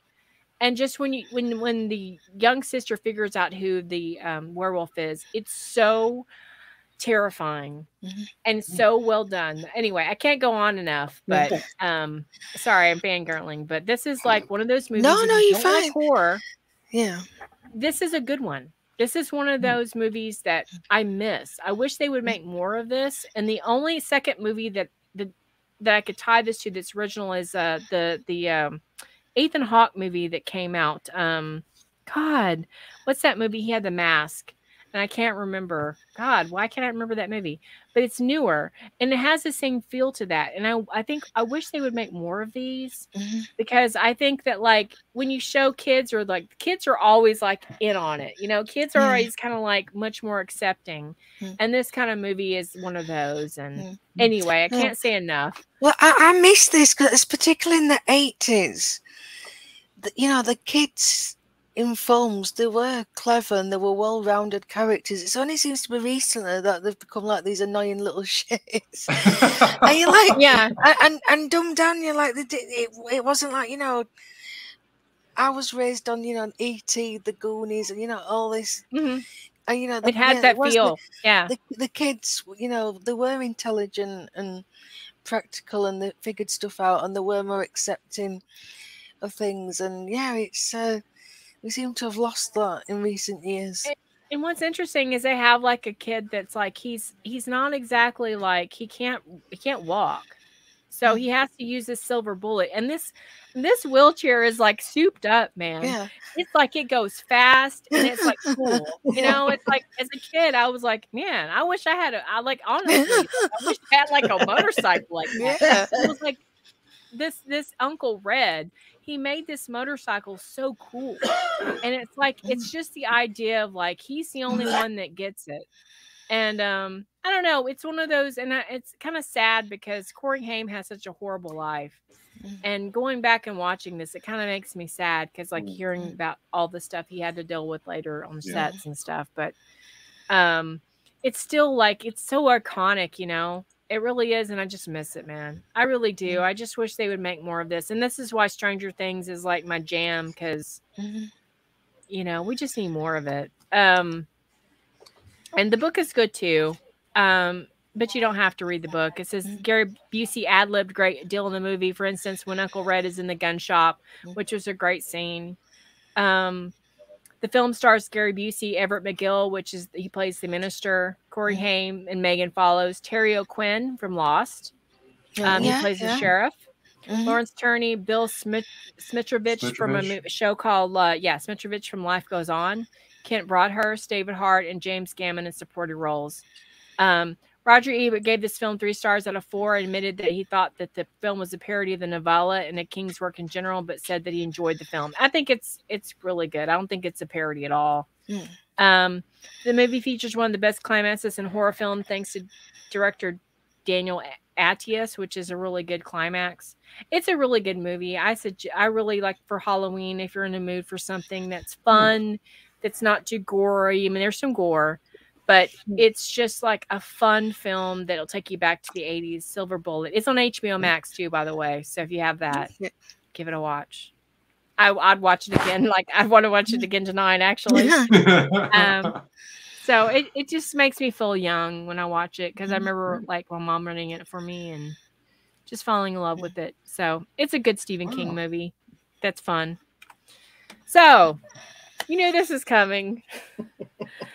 Blade Runner 1982. So let me say, of all the movies besides Silver Bullet that I watched this week, I've enjoyed really rewatching this movie. And I did watch the final cut because I don't believe in watching the theatrical cut because I think it's bullshit and it's shit. Partially because of the narration. Yeah. The film itself is based on the novel Do Androids Dream of Electric Sheep by Philip S. Dick. Harrison Ford plays Blade Runner Rick Deckard in the dystopian year of 2019, which is hilarious because we're now in 2023. Yeah. We're in dystopia plus. Yeah, he got that part right. Yeah, no kidding. And then he once has replicants to retire them from service. He's brought back into the fold by the commissioner with help from the Edward James Olmos character, another connection to one of their characters earlier of Gaff, to retire 4 replicants, including Roy Batty, played brilliantly by Rutger Hauer. The 4 replicants who were designed by a mastermind named Terrell only have a 4-year lifespan, have stolen a spaceship and are on the run, and are attempting to contact Terrell, their creator, to fix their lifespan. Things get complicated for Deckard when he meets the beautiful Rachel, played by Sean Young, which is a great job. Whom Deckard learns very quickly that she is an android. a movie that is amazing to me after the 41 years. People are still debating this Deckard an android or human. I was going to ask you what you thought, yes or no. I think it's ambiguous, and I think that Ridley Scott made that way in the final cut. But I agree with Harrison Ford. I think he's a human. I think there was a lot of fighting on this set from Harrison Ford and Ridley Scott. And I agree with Harrison Ford that he should remain human because it takes away the end scene with his fight against Batty. Because I think Harrison Ford was playing it as a human. Ridley Scott has said in 2020 that Deckard was an android, but I fucking disagree with that. I think that he is a human, even though in the final cut, there's much more like scenes with showing the eyes reflecting like Rachel. I've noticed that. And the scene with him and Prez, where Prez is trying to rip his head off. Any other person would probably die from that, but Deckard didn't. So obviously there was a lot of tug war between Ford and Scott, that Scott threw those scenes in the final cut to make it seem like Deckard was the replicant. But I personally think that it's kind of left up for interpretation. I agree with you. I think he's human. That was always my takeaway. And I think it does cheapen it, like you say at the end, if he isn't. But yeah, I mean, it works both ways. But yeah, I just that's just what I've always thought, and that's my personal preference. But you know, if in the scene on the right that, where you see the eyes, because it was obviously that, and apparently Ridley Scott was trying to throw those in there, and Harrison Ford, which I think was hilarious, would catch this, and they would be like fights on set because he was like, I know what you're trying to do. He's not a replicant. I'm playing him as a human. And as you see on the right, you see the reflection in the eyes is the same as Rachel, which I get. But I think that it takes away from the character because I don't know. So I think it's too easy to make him a replicant, personally. There is another theory out there that Edward James Olmos is a replicant too. Yes, because, okay, here's the theory. The Gaff is basically... Deckard took on his memories, right? Because Gaff is I've got a cane, right? He can't be a Blade Runner anymore. So he took on the memories of Gaff so he could take on the role, right? And that's exactly why at the very end of Final Cut that he puts a unicorn on there, because he knows about the unicorn dream, right? Which is basically prominent in the Final Cut. But I think that's bullshit. I think that's stretching a little much. I don't really know what that means other than to tell him that he has been there and he let Rachel go. Yeah. That's because he said, basically, too bad, she won't live. I mean, I do think the ending there and he let her live. Is it the final cut that ends as the elevator doors close?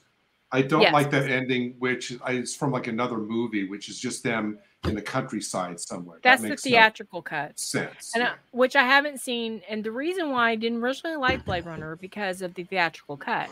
But once I went in and Jason showed me, well, there's a final cut. And once I watched the final cut, I actually started really enjoying the movie because I felt like the theatrical, even though there's more evidence that Deckard could be a replicant, I preferred the final cut because it's just, there's no stupid narration. Like that actually ruined the movie. It's like, that's why I didn't like the movie. It was like, I know what they were trying to do. It was like this noir thing, and I get it. But you had enough of the atmosphere for it to be noir that you didn't need the narration.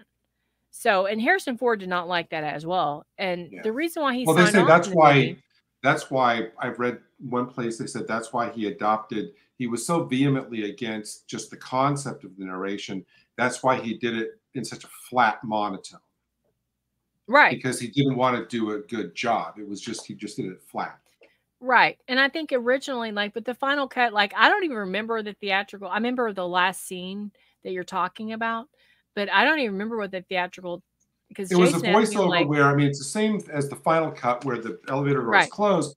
And then it just goes to an overhead, not even with the two of them in, it just shows the car, in some woodland area as he's making some final voiceover. Right.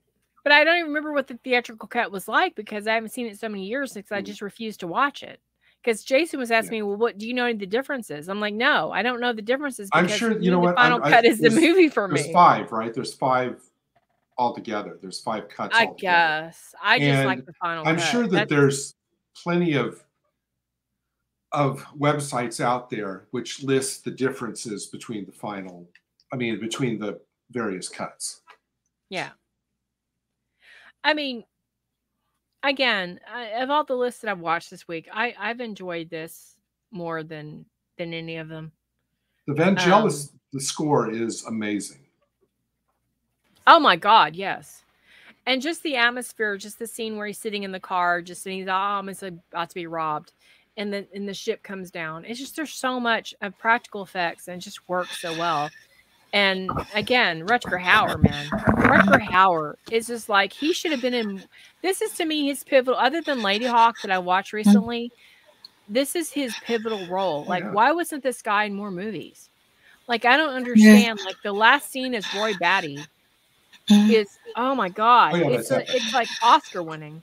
Yeah, you know. I don't know. Did he win any award? Did he win any awards for that? Because he should have done. No. But you know, the part where he's like, you know, he's talking about his memories and how like they're like tears and rain. Yeah, you know, it's just, and he ad-libbed that, and I'm just thinking, wow. And other than The Hitcher, which I love that movie as well, which he's demented in that movie. I don't think of many movies that he's in that's just been a blockbuster. He was in Nighthawks, but I don't know. It's like now I'm just obsessed with finding more Rutger Hauer movies to watch. After watching this, I don't know. Blind Fury. He used to. Sorry, Blind Fury is a great Rutger Hauer movie. Okay. I'll have to send you some clips. And he used to advertise. I think it was a beer. He used to advertise over Guinness.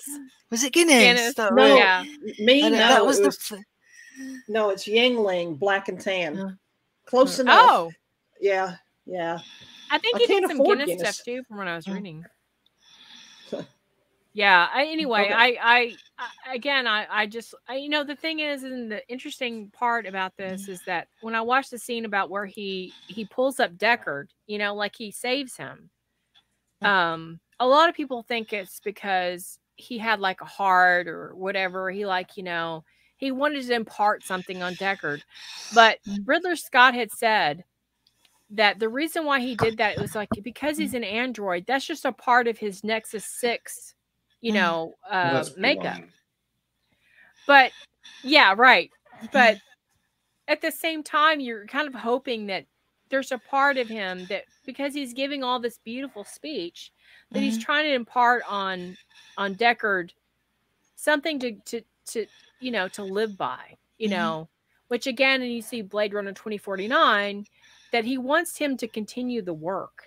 That's how I got from that last scene. Well, which is why Deckard being human makes the film work better, because all of the replicants are basically more human than him. So he needs to learn that lesson as a human rather than being a replicant. Yeah, and I think Blade 2049 just confused everything. I did like. Well, I didn't watch it because I didn't. I did watch it. I didn't enjoy it for what it was, but I think it just made it because they needed to make a third movie because they left it kind of open ended, like where him and Rachel had a child, right? And the child died. They thought the child died, but eventually you figure out that one of the children survived. And what you think is Kay, which is Ryan Gosling's character, is what is kind of implied that he's a twin, right?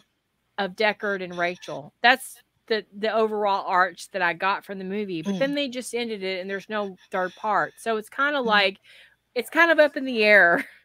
So it kind of, it was too long and I felt like it was too convoluted. It would have been fine just ending it here, to be honest. I didn't see the point. But it is one of my favorite movies. It's become one of my favorite movies only because of the final cut. Otherwise, it wouldn't be making this list. But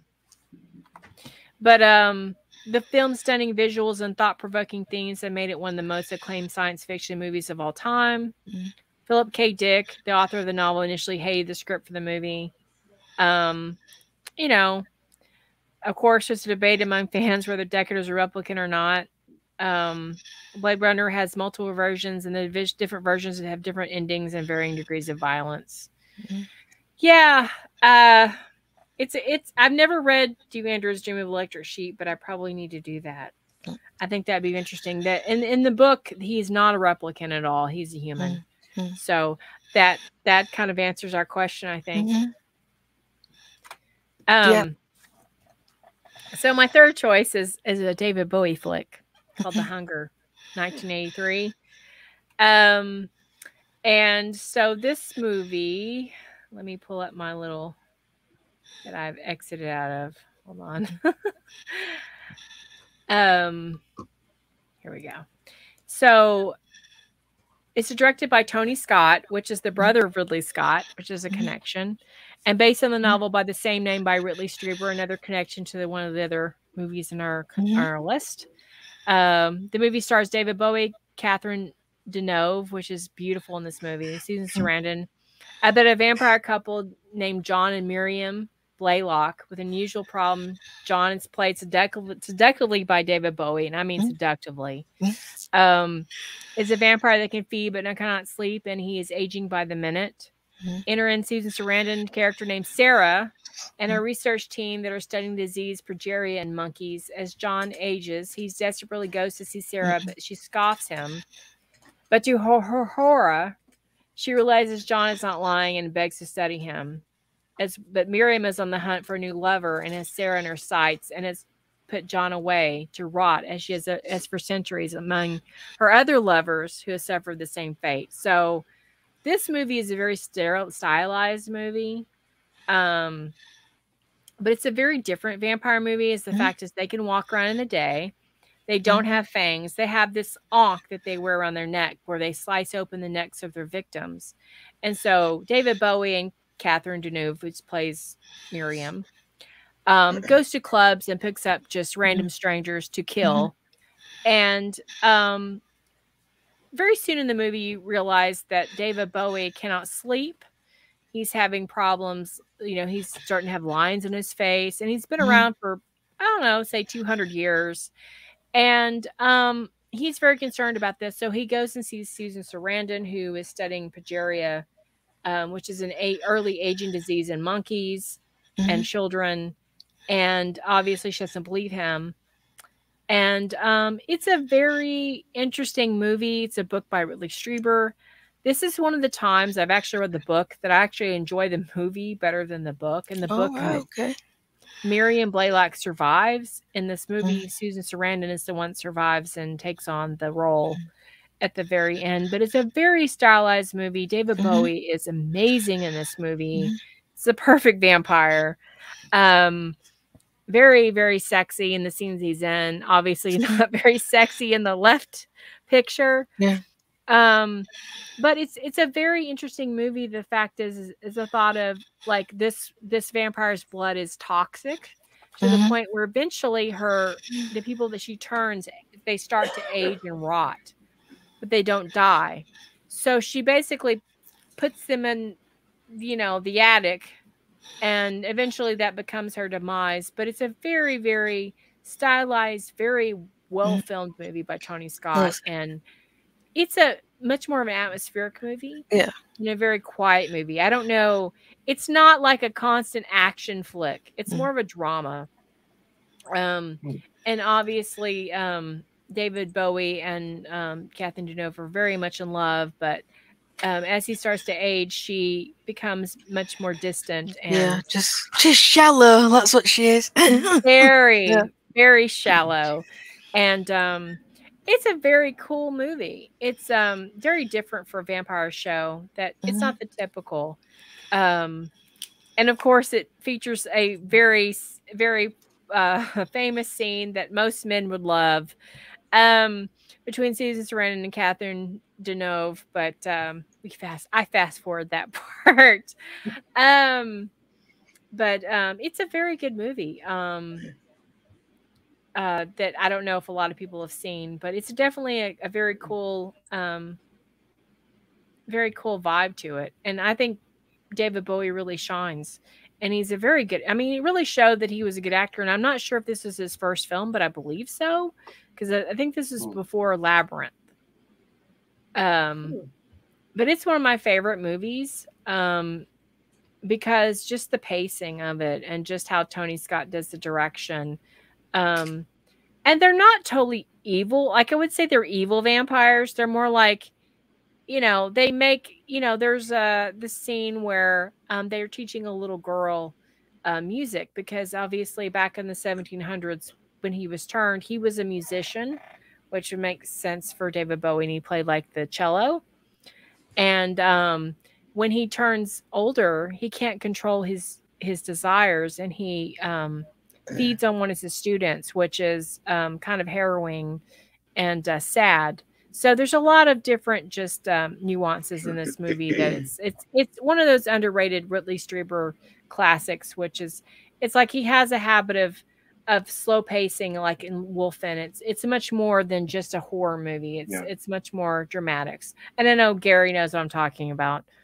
I don't know if sometimes these, I mean, it's better when it doesn't go for the cheap, when there's more to it than just, you know, and not saying blood, there's not blood blood effects you've seen a million times before.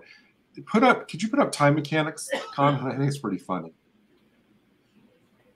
Okay, hold on. Let me see. I'm not in that. I watched this with my dad once. Crunch time when the two lean ladies got into bed together. Yeah. My dad's comment was, "Well, did they come up with these?" Yeah. You just see you just see your dad going, "Where do they come up with these crazy ideas?" Right. But I mean, most guys would be like, "Wow." You know, because Catherine, I'm probably butchering her name, but Catherine Deneuve is one of the beautiful women back then. I mean, like, to me, she's very beautiful. But it was. You asked about David Bowie. Scene is just one scene in this movie.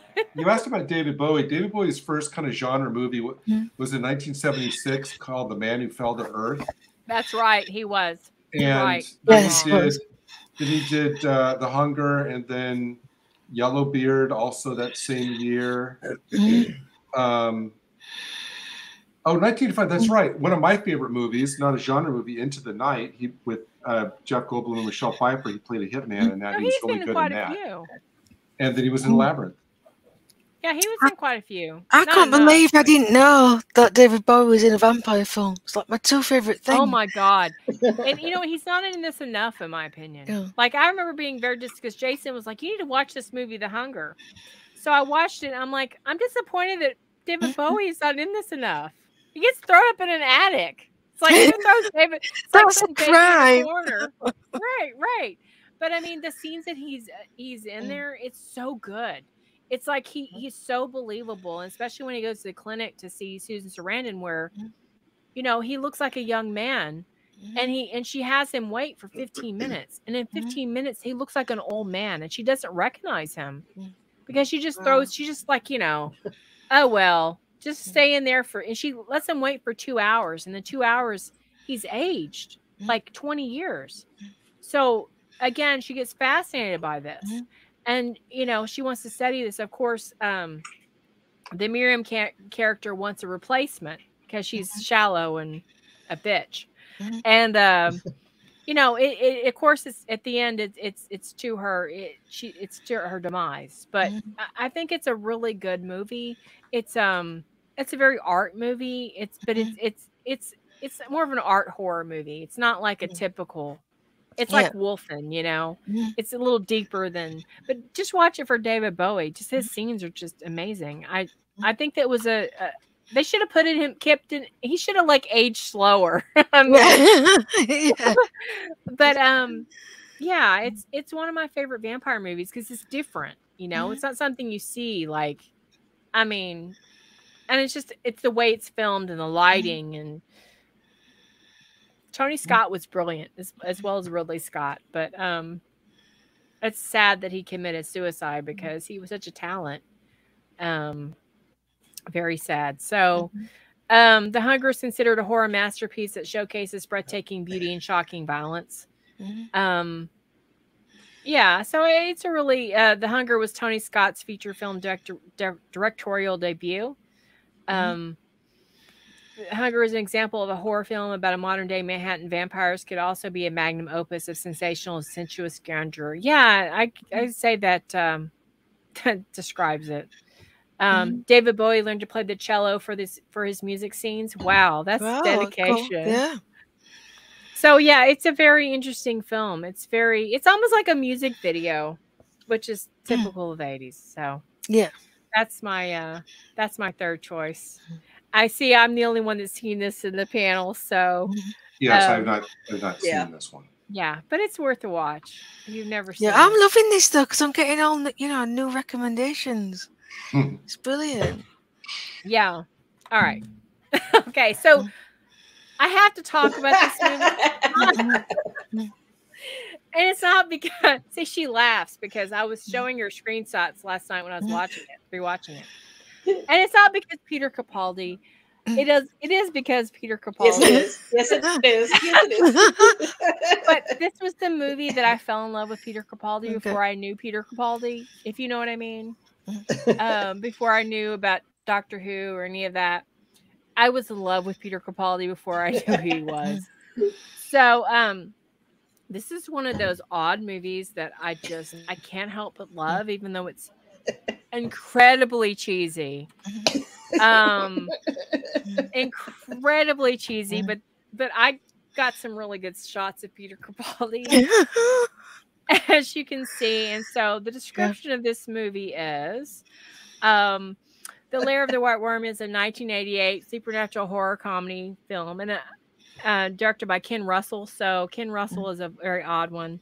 And starring Amanda Donohoe, Hugh Grant, Catherine Oxenberg, and Peter Capaldi. The film is loosely based on the 1911 Bram Stoker novel of the same name. The story follows the residents in and around a rural English manor. They're tormented by an ancient priestess. After the skull of a serpent she worships is unearthed by an archaeologist, which is played by Peter Capaldi. And let me tell you, Peter Capaldi steals this show. I watched this show for Hugh Grant. Became away a Peter Capaldi fan because any man that dons a kilt and plays bagpipes to save people from a snake creature is amazing. Well, you've just told this to me. I have never seen this. And I'm kicking myself because it looks. Oh my god, it's so just irreverent. From the screenshots, it looks amazing. It's so irreverent.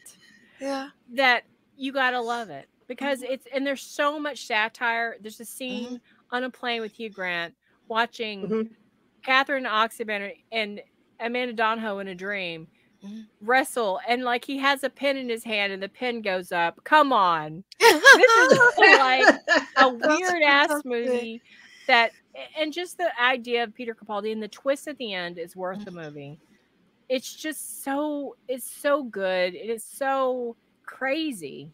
It's so English, it's so Scottish, it's just everything I love. And Peter Capaldi as an archaeologist digging up a snake head, a snake skull is awesome.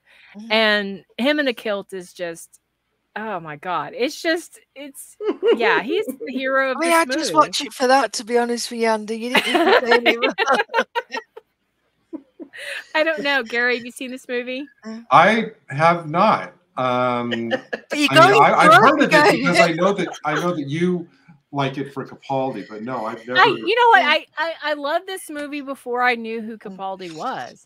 That's the thing. So it's not because of Doctor Who. It's just because I was like watching it. I actually watched it because I loved Hugh Grant at the time, and I'm like, oh, well, it's I was going to ask you, did this come out before Hugh Grant was Hugh Grant? Kind of, yeah. I think it was the 90s, wasn't it, that made Hugh Grant? Yeah.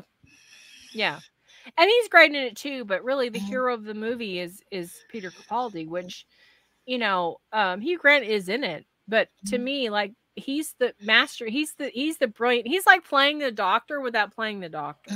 Well, I was going to say, do you know that picture on the lower right is a picture of two doctors together. So there you go. Yeah. Hugh Grant was it kind the of Doctor. is. Yeah. Right. in the Moffat parody. Mm-hmm. And Peter Capaldi is gorgeous in this movie. I have to say, with the hair, he has he's the big fluffy hair. Here we go. Yeah, like, can't help yourself. Here we go.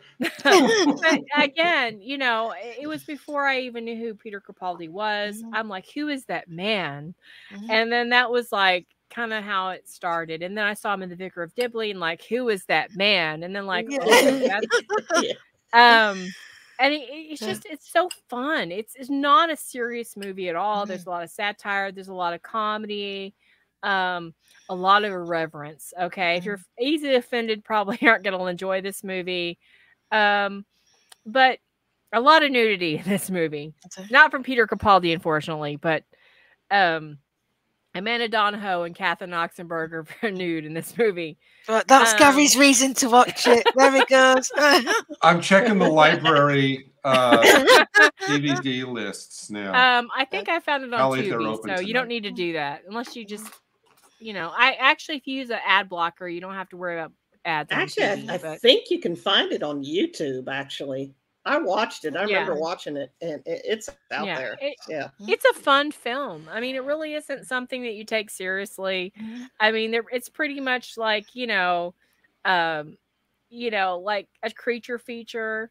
But the great twist at the end. I have to say, when I first watched this, I was like, wow, that's a brilliant twist. I didn't see that coming, and it's very comedic in a way, in a very bleak way, and just the end scene with Peter Capaldi and Hugh Grant in the car is worth watching. Yep.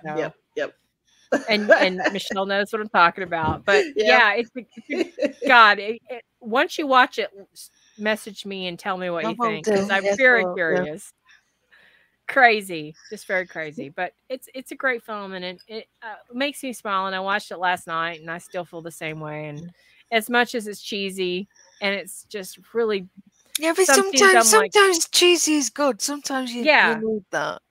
And Peter Capaldi, I know this is an embarrassment to him, but my goal is to ever meet him is to get him to sign a Lair of the White Worm.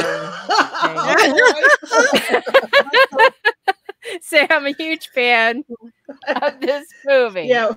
Are we going to see you in a kilt anytime soon? Yeah. Yeah. You're Scottish. But he's gorgeous in this movie. Just saying. Hugh Grant as well is gorgeous. But they look like babies.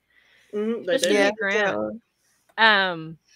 But yeah, it's one of my favorites. I can't help it. I had to put it on this list. It's a later movie, and I just felt like, it needs to be explored. The movie was made on a budget of $2 million and grossed $1.2 million in the US. I'm not surprised. Both the novel and the movie were written by Bram Stoker, the same author who wrote Dracula. So the skull of the serpent that is worshipped by the ancient priestess is unearthed by an archaeologist, leading to the torment of the residents and around. It sounds like a Doctor Who plot, really, doesn't it? It does. And I kind of like view at Peter Capaldi playing the role now is more like the Doctor than I originally saw it, except the very end, because that would be like, okay, this is gonna be like, it would be actually, I could see the end scene being like, the ending music from Doctor Who coming on. And like there's got to be a part 2 where he saw like they figure this problem out. But it's a really good one. I just love it. So, and this is my last selection, and I had to say it because I watched it today, and I don't know how everyone feels like about it in the panel, but I adore this movie. I can't help it. I love Val Kilmer in this movie. Val Kilmer is gorgeous in this movie. I really love it. I mean, it's like I watched it today, and I was like, other than the brownies, which should have been completely annihilated for the movie, I love this film because yes, there's so many tropes in it, but it is just endearing, and it just, I don't know. It's so much fun, and it's like so much escapism, and the fact that they made a series, fuck you. I know. I like this movie. Yeah, we don't talk about the series. I mean, it's definitely of its time, but obviously that doesn't bother me. I think it's charming, and again, with Legend and Labyrinth and Krull and all these kind of fantasy things going off at the same time, and I think it does get kind of lost, and it is a shame because it is such a fun story. It is. It's like it kind of has a Lord of the Rings feel, except a little bit. It's a little more family friendly than the Lord of the Rings, because you feel like Willow Offgood is more like Bilbo or Frodo. He's going on this great adventure, and it's like and he's the only one because he's got a heart of gold, and he's the one that can do it. And it kind of reminds me of that. And then he has his his companion, which is like Sam. And so there's a lot of that element that now that I watched it, I can see like, oh, wow, they're really inspired by Lord of the Rings and The Hobbit with this, like their houses. And it just gives me a lot of good feels. And I mean, Val Kilmer was like, I'm not a huge Val Kilmer fan, but I wish he would have done more of this kind of thing. And he just didn't. I think in Mad Mardigan, he was perfect, especially in the scenes in the snow, like the snow scene where he's under the influence of the fairy dust and he's saying, Sorsha, I love you. And she's like confused. Like, why is he saying that to me? And just all of that is just so much fun. And yes, there's a lot of tropes, but it's just something about it that just takes you back to like a simpler time where, yes, there's tropes, but they're tropes that like make you feel good rather than just and they work, which is why they include them. And it's such a entertaining romp. It's again, if you want to have a good time, and it's like comfort food. I think a lot of these fantasy films, like put it on, it takes you back to your childhood. I love it, and I watched it this afternoon. In fact, that I don't have the. I actually had told Gary that like I had one more film to watch, and I was like on the hunt because I refused to sign on for Disney Plus to watch this, but I used to have the DVD and I couldn't find it, so I had to like sail the seas. You know what I mean? Yeah. And I finally did, and I watched it, and I was like, wow, I really need to own this movie on some kind of 4K because I think it's just a brilliant. It's probably one of the last Ron Howard movies that I actually like. So I just feel like it's just got a feel to it that just is so magical and so family friendly that I miss it. It's like they just can't. They try to capture it. They try to capture this with other things. They usually end up doing it with a lot of. They try to capture it, but they go too overboard with like sex and cursing and it's just like they don't really have anything that's innocent. And I mean, yes, there's some stuff in it, but it's not like if they make a fantasy film, it's like The Witcher, which is like cursing and sex and nudity, and this is kind of like a lost art. I don't know. Wholesome. That's a good word. Yeah, I could watch this when I was young. I mean, I bought this DVD and I watched it with my son, and he enjoyed it, and I could do that. Now I can't. I mean, when my grandson's born, my grandchild's born, I can't put on The Witcher and go, hey, let's watch The Witcher. You know what I mean? I'm assuming you watched the recent, was it, I don't know if it was a sequel or whatever it was. Did you watch that one? No, fuck that. No, it doesn't exist. Because my question was going to be, if you watched it, does watching like a bad sequel or a bad reboot spoil the original for you? It would if I did, but I don't. Because, to me, this ended perfectly. It showed Sorsha and Mad Mardigan as a couple with Allura. And that's all I needed to see. I didn't need to see like Allura's life to know that she became queen. I didn't need to see that. There was no need for it. No. And if there was a need for it, you do it well. Make it a good show. But I heard it was bad. I don't know. I haven't watched it. I don't have a desire to watch it. That's the difference. Well, as Colin says, it doesn't exist because it's been removed from Disney Plus, which means they don't even acknowledge it themselves. So you can put it down the memory hole. Okay, good. Look, that's how bad it was. But I don't know how anyone, Michelle feels or anybody about the original Willow, but I have not seen it. Oh my God, Gary. No, I haven't seen it either. I'll watch this, Andy. I'll watch this right after I watch Goonies. Please watch Goonies. You need to. Have you not watched? That was like years ago. Why have you not watched it? We talked about Goonies last week, and I said, Gary. Oh. I have. I swear to you, I have put Goonies on my rental list at the library. Because I have. It's on my rental list. Chunk is the epitome of Dustin from Stranger Things. Yes. And if you like Dustin from Stranger Things, you'll love Chunk. Goonies very nearly made my list. Actually. No, I'm going to watch Goonies this week. It's on my. It's coming to my library. Yeah, well, we talked about Goonies last week, which I adore, and my love for Josh Brolin back in the day. I don't know why I never saw this. I don't know like what element of it just kind of made me. I honestly can't remember. Like I can't say what element of it made me disinterested in not seeing it. Probably because it was broadcast everywhere. I remember like there was a lot of trailers back in the day. They were really hyping this up. And sometimes when things are hyped up, people are like turned off. But it's a really good movie. It's a very entertaining movie. It's simple. Yes, there's a lot of tropes, but it's just good. It's just good escapism. Oh man, and Val Kilmer is just so good in this movie.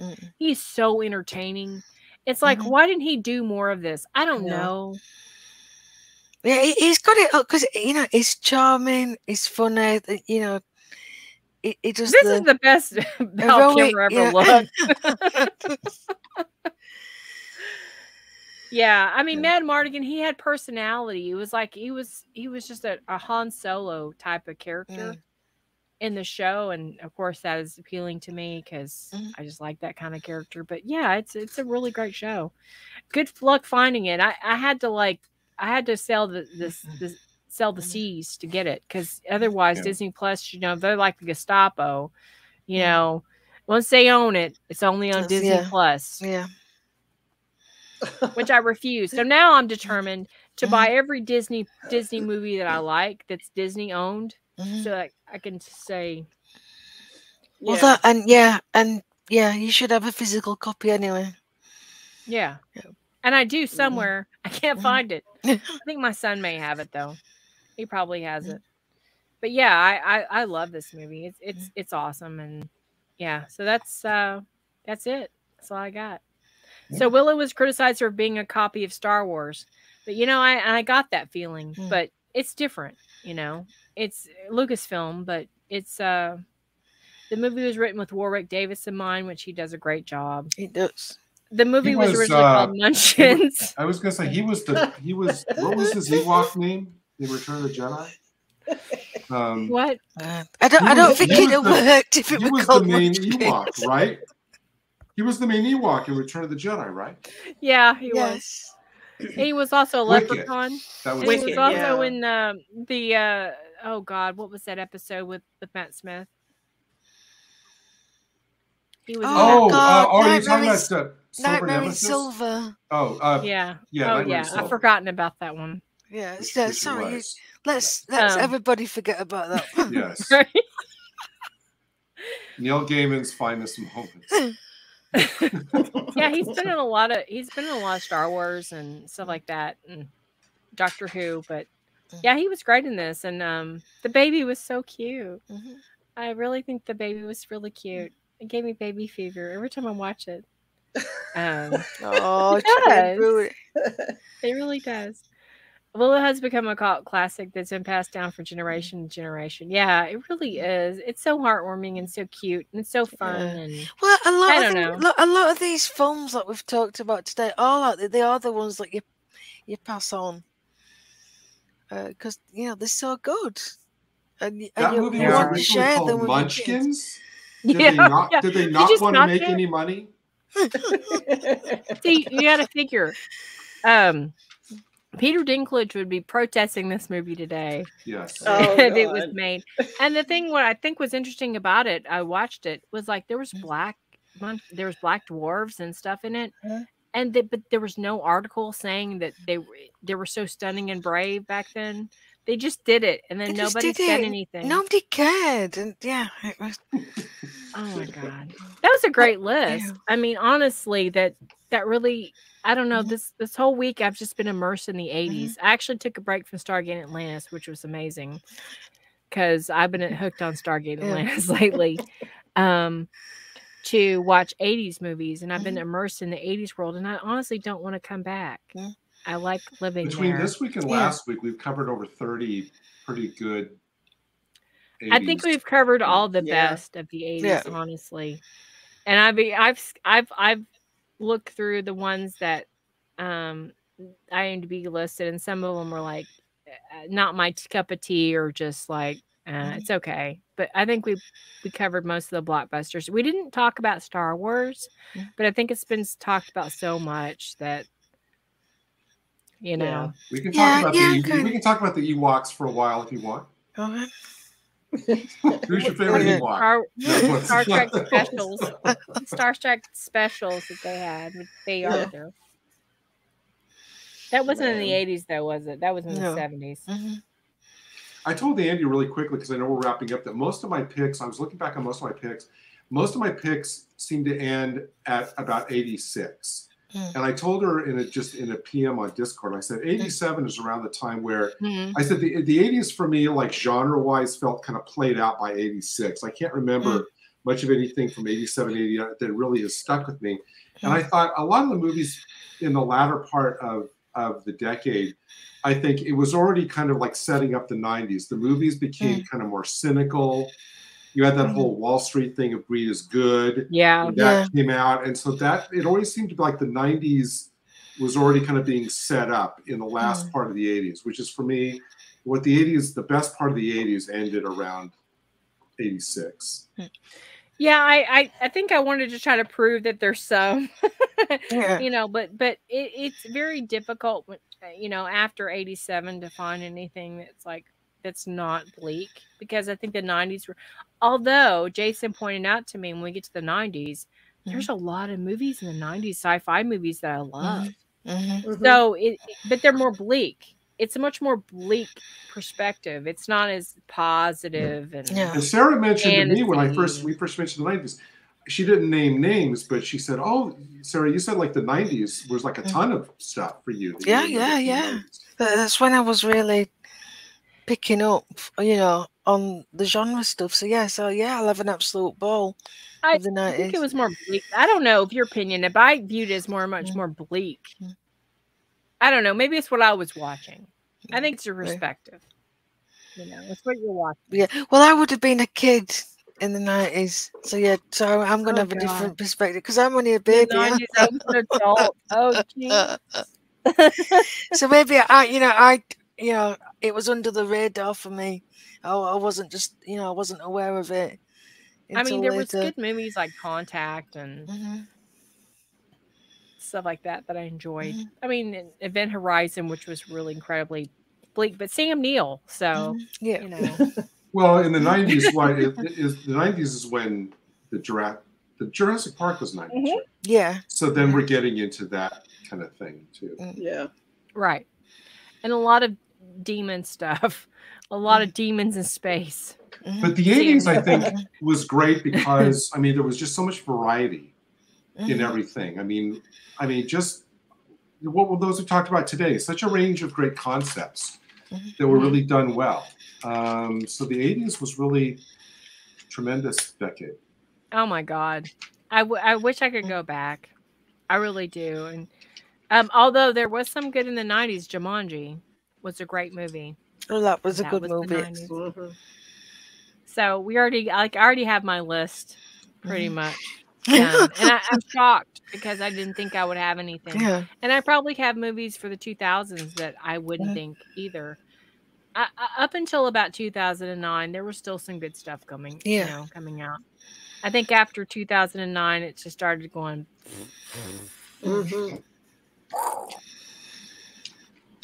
But this has been a great stream. I'm so happy. I've really enjoyed Sarah it. Was able to join us. That's great. Yeah, I was gutted that I couldn't make it last Saturday, and I am going to go back and watch the stream because I want to see what else you've chosen and see how many I know. We had some good ones and some obvious ones as well. I think mine were probably more obvious than the others. I bet Gary's would. Gary's was. I actually only had one. obvious. I had 4 TV shows and 1 movie. Okay. Yeah. In part 1. I had more. I had all movies because I think in the 80s I was probably more into movies.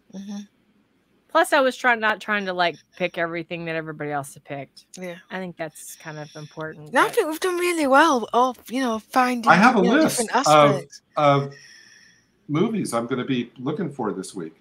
I really do. It's me too. Silver Bullet. Watch that one. Yeah. I'm telling you, watch that one. You'll be so. It's on it. Silver Bullet, right there. Yeah, right now. Watch it today. And Lair of the White Worm. Yeah. Yep, that's so a good one. And Goonies. Definitely Goonies. Goonies. Yeah. I think here right, Goonies is going to the Goonies big is screen. on my list right screen. there. Cool. I know it's coming. And Labyrinth and Legend are on my list too. Yeah. You've not seen Labyrinth? No. I know. No, I haven't either. I'm shocked. I'm shocked, guy. I'll get the if it's not at the library, I'll get it from Amazon. Yeah.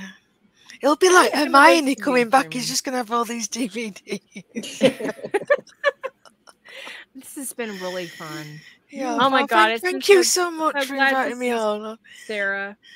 I mean, my God, this has been like it feels like a family reunion. Honestly, it does. It's been far too long. All right. And I do have to point out to everybody that though, if you thing. don't move, Sarah, if you look just over Sarah's left shoulder, you'll see the new Doctor's sonic screwdriver sitting right there. Really? Yes. Did you actually got one? I got one. Yes. You're so lucky. I know. She could have stopped talking to me. Yeah, you do have a nice collection. Yes. Oh, thank you. I love the shelving.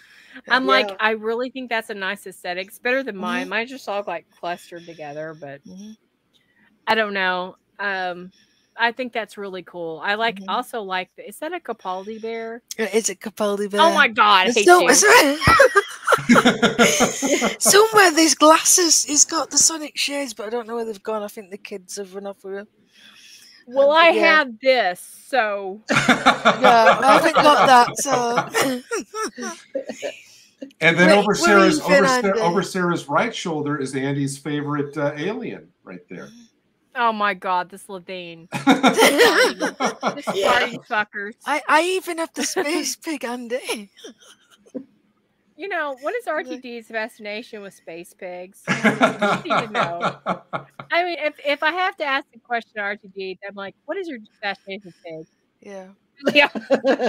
And, you know what? Sarah, I just now saw you have multiple screwdrivers there. You have them laying down on top of that one thing. One there is laying down right above the Slovene, and there's another one right on the other side, which I love. right above your other one. So you have multiple. I have that, but I won't unbox it. I'm too scared to unbox it. You're too scared I'm in the anal. Is that the DeLorean over there? Where we're looking? Yeah. The white car? The white that's just a Lego car. That's Chris's contribution to the shelf. That one thing. Everything. I think I see the War Doctor right there too. Yes, I've got the War Doctor. Oh, see, I'm good. I'm real good. You're really good. What else have I got? And then you see Clara there. I've got you wouldn't have a Clara. I've got. I would like. No, I did have a Clara, but it was the really small figure that's a bit rubbish. I want like the Oswin one because that was bigger, and I prefer Oswin. I like the Oswin one. Yeah. This is a new one. Oh my God, Paul McGann. Oh my God. 3 Paul McGanns. Oh my God. We can share. Fantasy.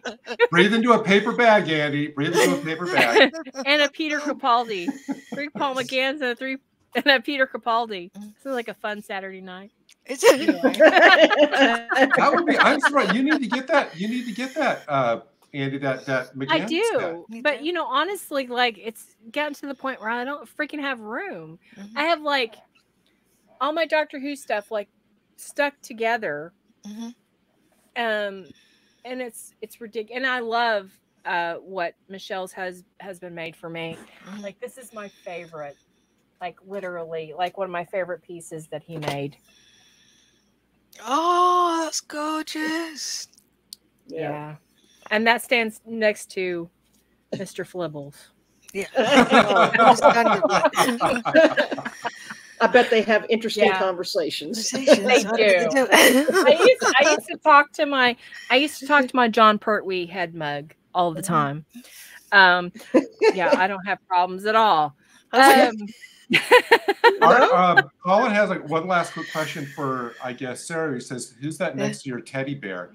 That looks like the Romana from Power of Kroll. Yes. Right? Oh, this one. Yeah. That's Power of Kroll. Her Power of Kroll outfit. I think.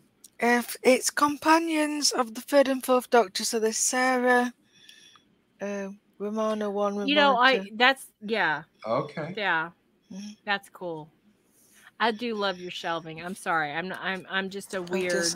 Do you want me to look? Shall I just leave and you can just look at my shelves? I would just be like, yeah, like that. Yeah. Yeah. Cool. No. Yeah, I envy that. Some of that. It's really nice though. Thank you for appreciating it, because whenever my mum comes to visit, she just looks and goes, well, like, why have you got all these toys? Like, they're not toys, they're collectibles. My mom actually always asks me, "Are you still into Dr. Who?" And she says the Who like it's some sort of like disease. So I can relate. Anyway, it's been a great stream. Yes. Thank you for coming Thank you, everybody. It's been great revisiting the 80s, because the 80s is the greatest decade ever. But in November, we're going to talk about the 90s. Woo! Yeah. Am I even invited? I don't know. I'm just assuming I am. Of course. I'll just invite myself. There won't be anything else interesting going on in November, so that's a good time to only the 60th. Yeah. Which I'm kind of psyched for. Anyway. But anyway, it's been fun. It's been real. See you guys on the flip side next week. Bye. We'll be talking about articles. Bye. Bye.